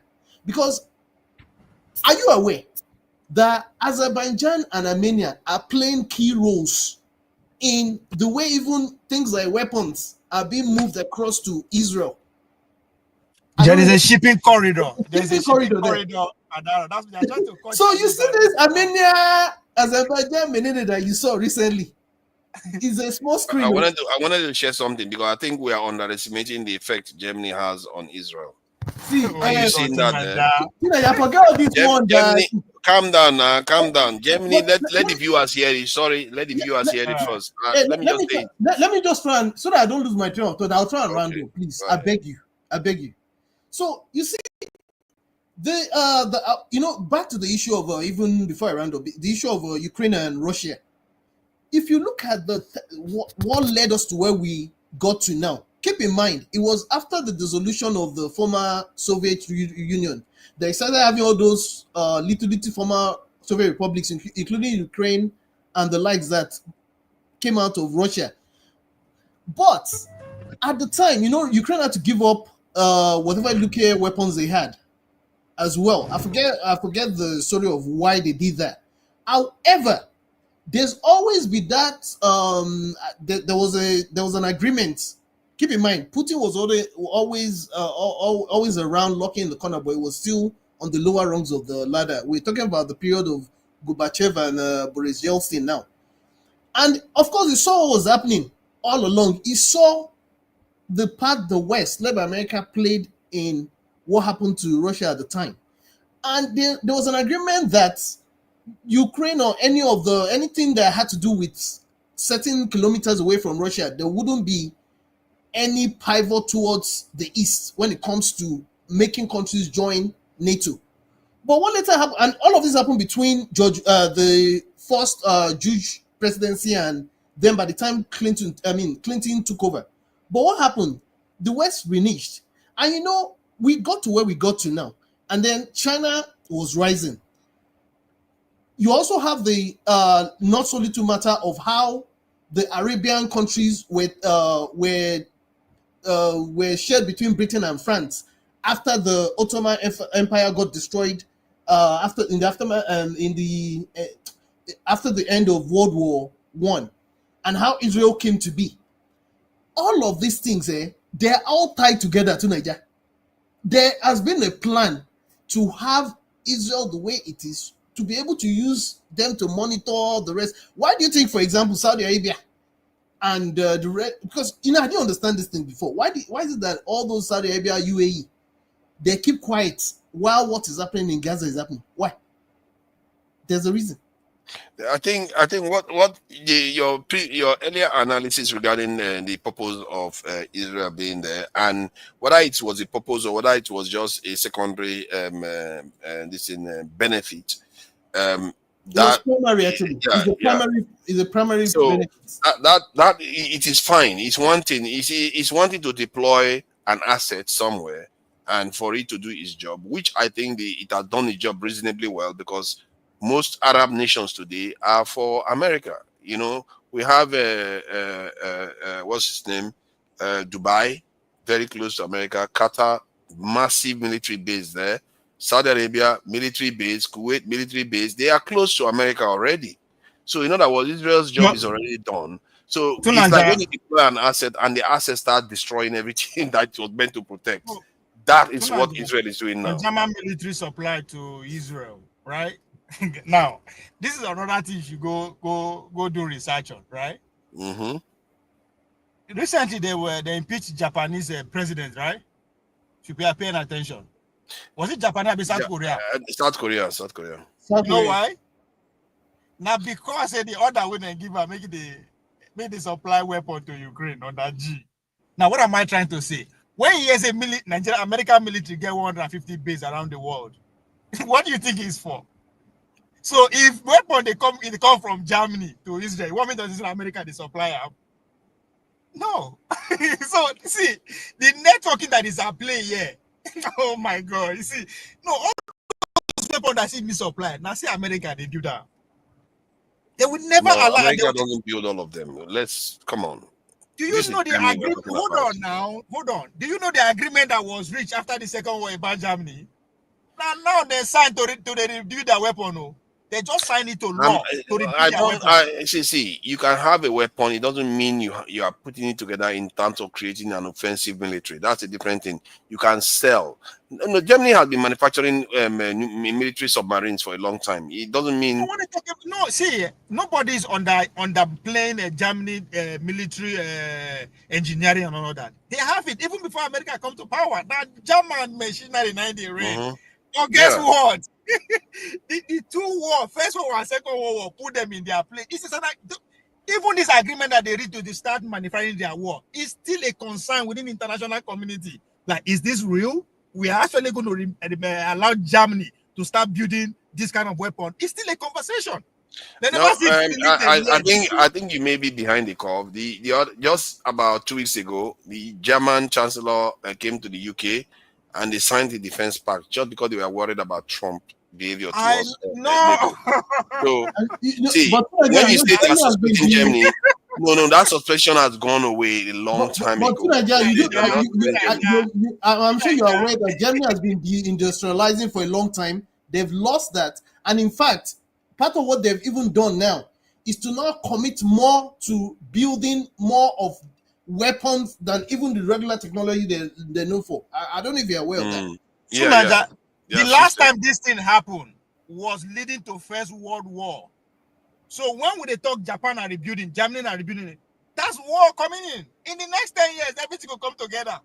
So now agreement, go back and build your part, go and make a boss, because it is a war, just like that. Now Third World War, and it's remember the original conversation was the original point was about the amount of weapons Germany supplies. Yes, and I am saying now America they finance all those weapons that you see. Yes. Whether they are financing it or not, the point is that 30%, which is significant amount of weapons from Germany that goes to Israel, is not doing that anymore. So, and the UK too has suspended theirs. It doesn't matter. No. I think we already know that America is the one that holds sway. We already know that. But Tunaja, are you always aware? Factor inter-Pentagon's budget, because when we say America now two-party system, it's not Democrat and Republican. It's the DC and Pentagon. Factor 30% of that weapon to Pentagon budget. Peanuts. Nothing. Are you also aware? But it doesn't have anything to do with Pentagon budget. It has something to do with the one that ends up in Israel. The one that ends up in Israel, it makes up 30% of it. The point I am making is, if maybe the whole war stop to the supply, that don't mean anything. America will cover them just like this. Yes, that's what I mean. Yes, and a lot of people are already saying Trump is breaking, is violating America's law, the Leahy Act, and quite a few others by doing what he's doing right now. This is one of the things Trump is getting away with. He's doing stuff breaking American law. No. Now you did wrong. The first, and it will be the last. Yeah, new laws now. I don't tell you now before. If you are analyzing today's event with yesterday's law, you missed the point. The word they reshape the word talking about law. Which be law? They are writing new laws. No, you wait. But see, it depends on who the laws applies to. I hear what you are saying in terms of they are reshaping things, but sooner or later, if other people and even within America, they are saying, okay, you are not breaking the law, you are getting it out of control now. Things are getting out of control. The genocide is happening under the name of America. This is something in recent times that hasn't happened before. Under the name of America. So you start seeing. Nobody America break law now. It depends on who you're talking about. It didn't happen in this generation. You see, what we have to be careful about is that China is there, a major power that is rising, watching. America has to be careful some of the things that it does. Like recently, with what happened with Iran, I was saying America scored a goal because China and Russia were just sitting by and watching Iran get mangled. But actually, what is going on with Israel right now? What is happening? Hold on, it's not true. They sat by. If Russia and China were your friends, when this stuff was happening, you'd be like, where are you now? You leave me there, just it's not true. That's not even true. What is happening? Are you sure? What is happening? What happened like 80 years ago? They killed Iranian generals and their scientists. They blew their nuclear facilities, and you are saying that's not true. That's not true. That's not true. I hope you are not friends with Russia and China, because when they are beating you, they'll be like, it depends on what you're listening to. It depends on who you're listening to. Okay, what happened there? In your own book, what do you think happened? What did they do? Because it just looks like Russia is standing by and watching it. Do you know this guy called Pepe Escobar? No, I didn't. I'm not going no. Are we talking about the drug lord or the new? No. That's his name. Okay, know where they talk now. But it's just, I don't even know if it's real name. But you see that guy, he get time. You know, as Ovie they go. Is able to transverse the whole America, right? And I mean it in a good way, not No, that guy, now the digital nomad of going to places like Iran and it's not just him, mind you. There are a lot of Americans, that would see. You know, it's one thing for us to sit down, and just be analyzing this thing. It's another thing for someone to be telling you, see, Yemen, I did so. He talk with the actors. You understand? So I know the talk. What is his name now? We can see whether we can find something about it. It's just one of many. It's just one of many. So what did he show us? He showed us what the damage that was happening in Iran. Is that it? You know when someone is able to. He has a book called NATO Stan versus Asia Stan. What's that book's name? You know when someone is able to, like, in real time, help you to put things together so that they will make things that don't make sense to you will make sense. That's the kind of person. And like I said, it's just one of several. So many. So many. Okay, I've seen it. So he went. Are you saying that he went into Iran and he saw that? Not just Iran, no. Not just Iran. To Iran. He go to Okay, but the point I'm making was about Iran busy defending itself from America and Israel, while Russia was like, they didn't sign any defense pact with us. China was like, are they interested in buying it? So in January, let me give you this information as well. Not from this is from people that know better. In January, they actually had a pact with Russia. In fact, Russia actually, from what again, people that study these things, that are actually in the midst of these things, would tell you what Russia actually would have preferred that they signed a proper defense pact. But you know, sometimes when you do these things, you as a country, you also want to leave leeway that okay, you can take care of some basics. And I don't know if you're aware. You see this news about how they destroyed the weapons that those nuclear menene. What actually turned out to be the truth later on? What were we told the first couple of days, and what do we know now? Doesn't that tell you something? That's on one hand. On the other hand, remember that the missile defense system that they have is from the Russians, and there's some other. In fact, there's a sea. I think there's a sea or strait. Correct me if I'm wrong, Ovie. That if Iran wanted to do all they needed to do, if they wanted to finish the world economy to an extent, they'll just have blocked the route. Yeah, the corridor, the gas route. There's a lot more to say. I'll just keep it that way. Yeah, they kill this in general, scientists. Before you kill scientists, blow up their TV stations. Let me say one more thing, Hold on now, hold on. I don't know. See, let me just say this one thing, and I will not. I promise I'll not say anything. You see, Iran they have some of the most knowledgeable, like, if in terms of scientists, quote me anyway. They get time. You think you can? It's a 3,000 year civilization. So. We have 9 minutes to round up. A civilization that goes back when it comes to intellect.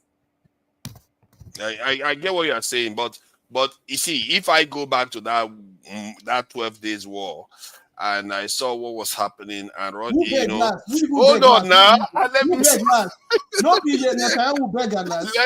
something now.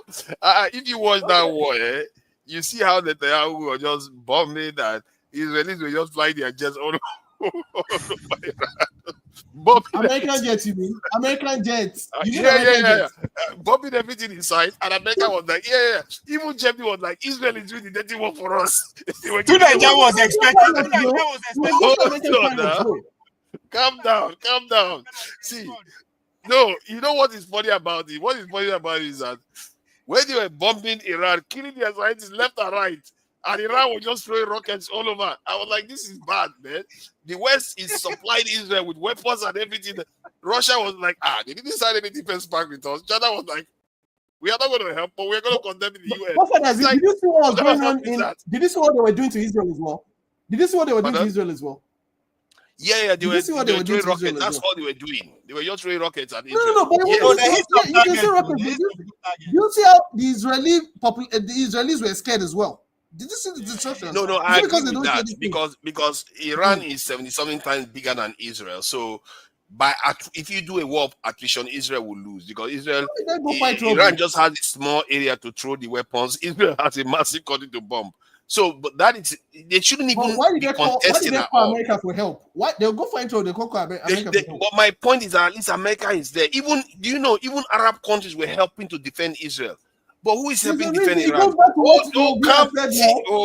Fendi. Fendi. I'm telling you this for your own good, so you don't go and get bad friends. No, I know it's funny. I understand it's funny. To be honest, it's funny. You don't want to go and get bad friends. Okay, when they are bombing you, they are telling you. To be honest, it's funny, but you know why it's not funny? When one really knows what's going on, I'm a person go calm down. The Russians disappointed me, man. They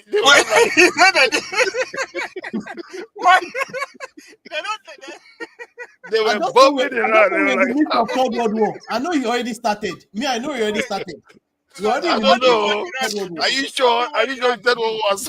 He already started. This is he already started.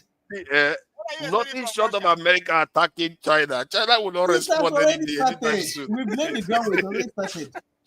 China will not respond. China, all they want to do is sell. They are busy bombing you. They're like, oh, do you want to buy a Nokia phone? You know how funny this is. Or do you want to build a railway? what China is doing. I was telling to Americans where I work, they don't believe they don't like it. enjoyment. Out of the 10 major technology domains, China is controlling 9. You know, so they don't get time. They don't go. They don't have Yes, time. now they don't get time now. They don't get try friends too. how they go to survive the onslaught where Donald Trump unleashed around the world. My worry with China, my worry with China, this is more serious actually. My worry with China, Russia, and whoever, like the BRICS nation, let's put it that way, they are not playing like a team, while the others are playing fully like a team. That is a problem. You will lose even if you are supposed to have enough power to sway the tide. But if you're not playing like a team, it's a problem. Let's face it. Look at what happened to it. If Iran had fallen, I'm telling you, BRICS would have been dead. BRICS is dead already now. No, it's not dead. It's not dead. But if Iran had fallen, BRICS, that's the funeral for BRICS. Because if you think about it, the people will be like, no country will want to back China or Russia. They'll be like, when the chips are done, you're going to allow America to compound me to death. I'm not doing that. I'm not taking that risk on your behalf. You see what I mean? Nobody want to sign on. But I think they might still be able to resuscitate the BRICS. But they've taken a big damage, if you ask me. May I ask you this question? If Dangote drop 100 billion for grant, say he go arrest everybody for this panel, one by one we go to jail. I say if you no talk, you are safe. You go do pin. Depending on the issue now. It depends on the issue. No, so to be fair, Dangote is on the right track in terms of what he's doing. So this is why I said that. The Americans and China, they know say I'm talking the Chinese and the Russians know say come. America up to no good. They are ready, they're not ready to talk. If you do anything, they go hammer you go. They are in that spirit. So if you are not ready to retaliate back, let's allow the diaspora voting stuff so we can round up. We have 3 minutes to round up. You know, I just thought I should let Femi know so he knows how to pick his friends. You know, your friend is in the right place. Difficult times. When things are difficult, your friend should be there to defend you, not coming to tell you, oh, you want to buy Coke? When there are robbers in your house, sometimes it's best to ask whether you want to buy Coke on the ground. Look at that.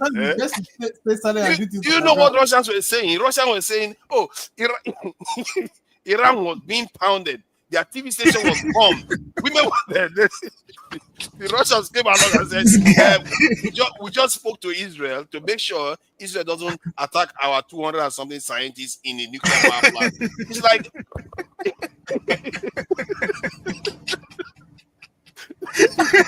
yeah, a joke. They are both in the country. You are busy negotiating for your 200 people. That is another country. You know, to Nigeria, while it's funny, me, the fact that I know the scary part that is going on the ground that's not spoken makes me just keep quiet. I don't know. Maybe you are right. Maybe you have a point, but the way it looks. And thinking, no, not good. Not good. I agree. But you see, that's why I told you that it depends on what you're listening to. It depends on what you're listening to. I was listening to Putin. Who am I going to listen to? I'm listening to Putin. What he's saying. He didn't come out in support of the Iranians. You know the fear about China. You know the fear. You know, say Israel don't frustrate Iran. How they did it is still what people are still studying. Because even when those the science heads, they are holding a meeting, then they know. As they gather to a meeting, they will clear it. Imagine I set negotiating dates for you, me and you. We are going to meet next week. Before next week, they're not going to kill you. Without nobody knowing. But don't remember again, leading to that 12 days war, there was a message that was sent to Putin, where he go hide in a missile jet. Now in Ukraine, use their cheap drone to scatter everything. Yeah, I heard about it. Remember? So the question now is that, what do America know about us? Do they know where we... So everybody's kind of like, come on, the way they enter all these places just like that, they must have something in their lives that we don't know. So we better actually just they watch first and see. It's even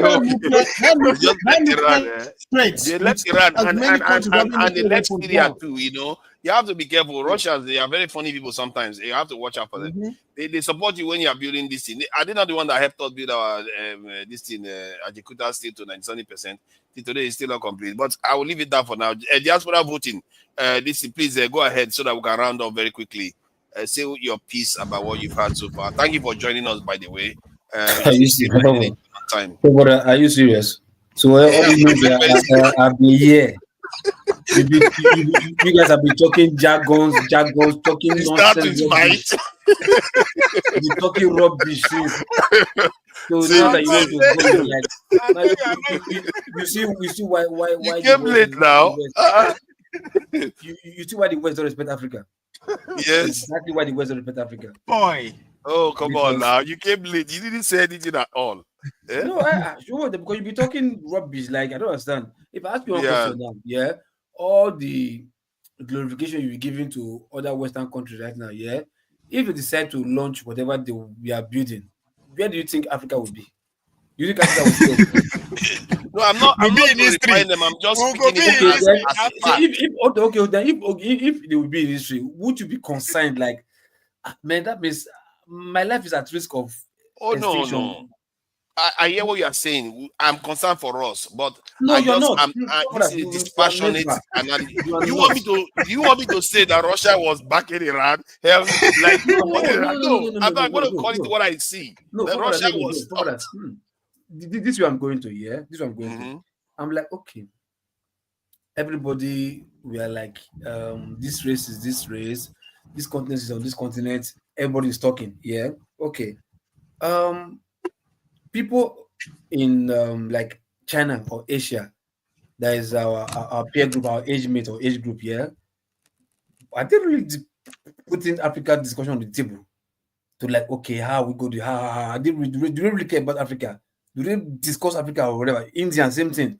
Maybe people in Europe, Russia, or Western countries, do they really discuss Africa like, okay, Africa, maybe after discussing about other continents, world power, discussing about Africa too, do they? No. So my question is like, sometimes why do we really is it this mental colonial subconsciousness that we just like to talk about people who are out there instead of talk less of ourselves to be like them? You understand? I think we seem to have more knowledge about them than we have of ourselves. Because we see them on the TV all the time, this and that. Yeah, but China was the same thing too. India were the same thing when they were coming to Africa, to Nigeria for their greener pastures. They were also listening to the same news that we were listening to. American and the UK were putting, they own the media, so they were putting everything about the America is super war, this and that.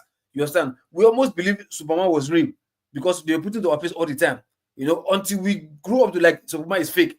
You understand? But they also show the same thing to Indians and Chinese people. They show them the same thing that we watch was the same thing they were watching too. But how come they were able to like shape up their own, leave some certain distractions, some certain discussions as distractions, leave it and concentrate on themselves and grow internally first? But it's like when it comes to Africa, Black people, like we just like to discuss, then and start discussing about what did that, and we're forgetting about it. If these people decide to unite and say, okay, Africa has what we want, let's push them aside or in fact, let's just evacuate them or clean them off the earth so we can take whatever we want to take from them. What do we do? Will ever that be that? Okay, this is even what the people are not talking about. That is what's called this guy right now. I remember that was a year or 2 years ago. 2 years ago now, when one woman was crying in India, shouting that Bill Gates should never try and bring this GMO rubbish to India. Says consistently she be crying out as an activist. You understand? Warning. But this GMO thing, summer, it don't even go to Nigeria now. Nobody's even talking about it. Nobody's even thinking. Like, okay, what if? Why are we affected when it comes to food? Or is it the plan?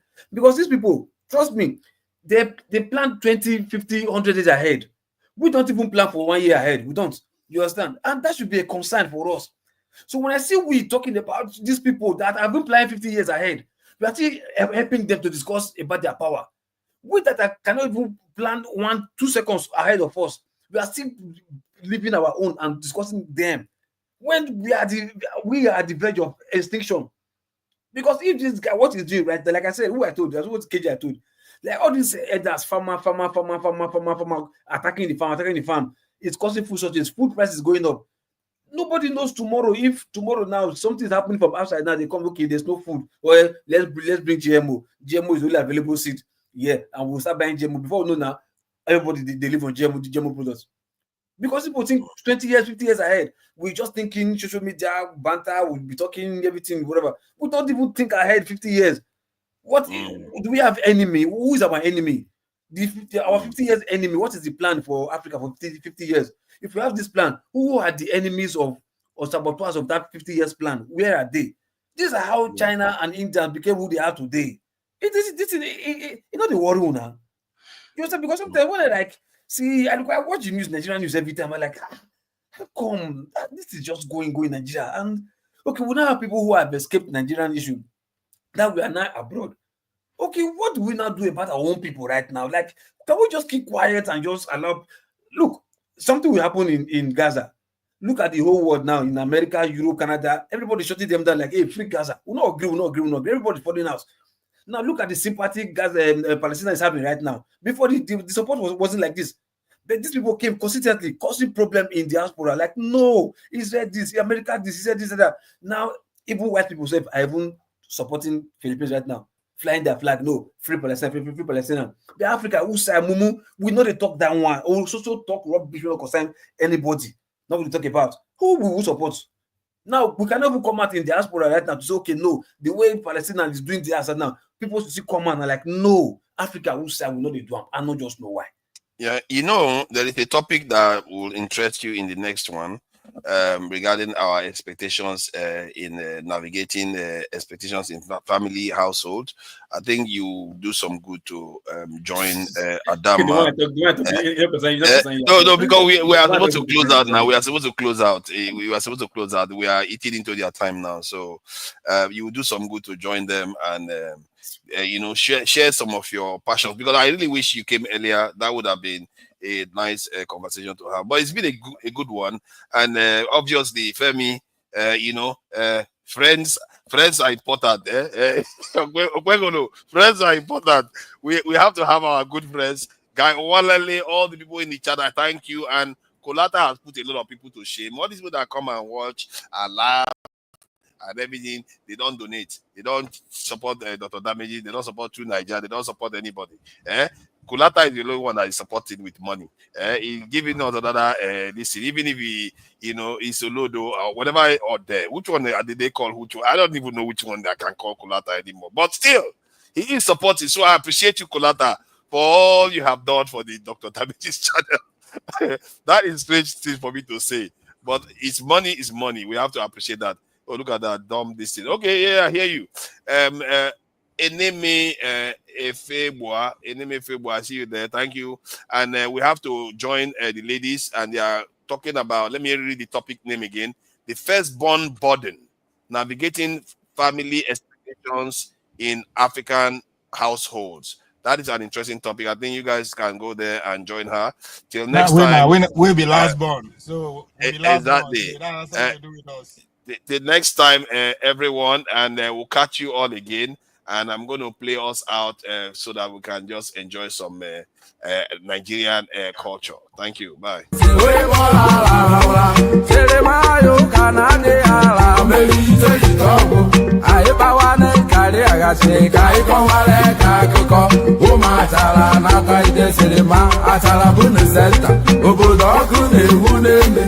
Mobility, Siki 2, Siki 3, Siki 4, Siki 5, Siki 6. Oh, we take a nigga. Why you run me out? What you run me out? What me run me out? Why are you good now? Why am I run me out? Why am I run me out? Oh, Goliba, oh, Goliba, oh, run me out. Oh, Goliba, Timo, forever, for you.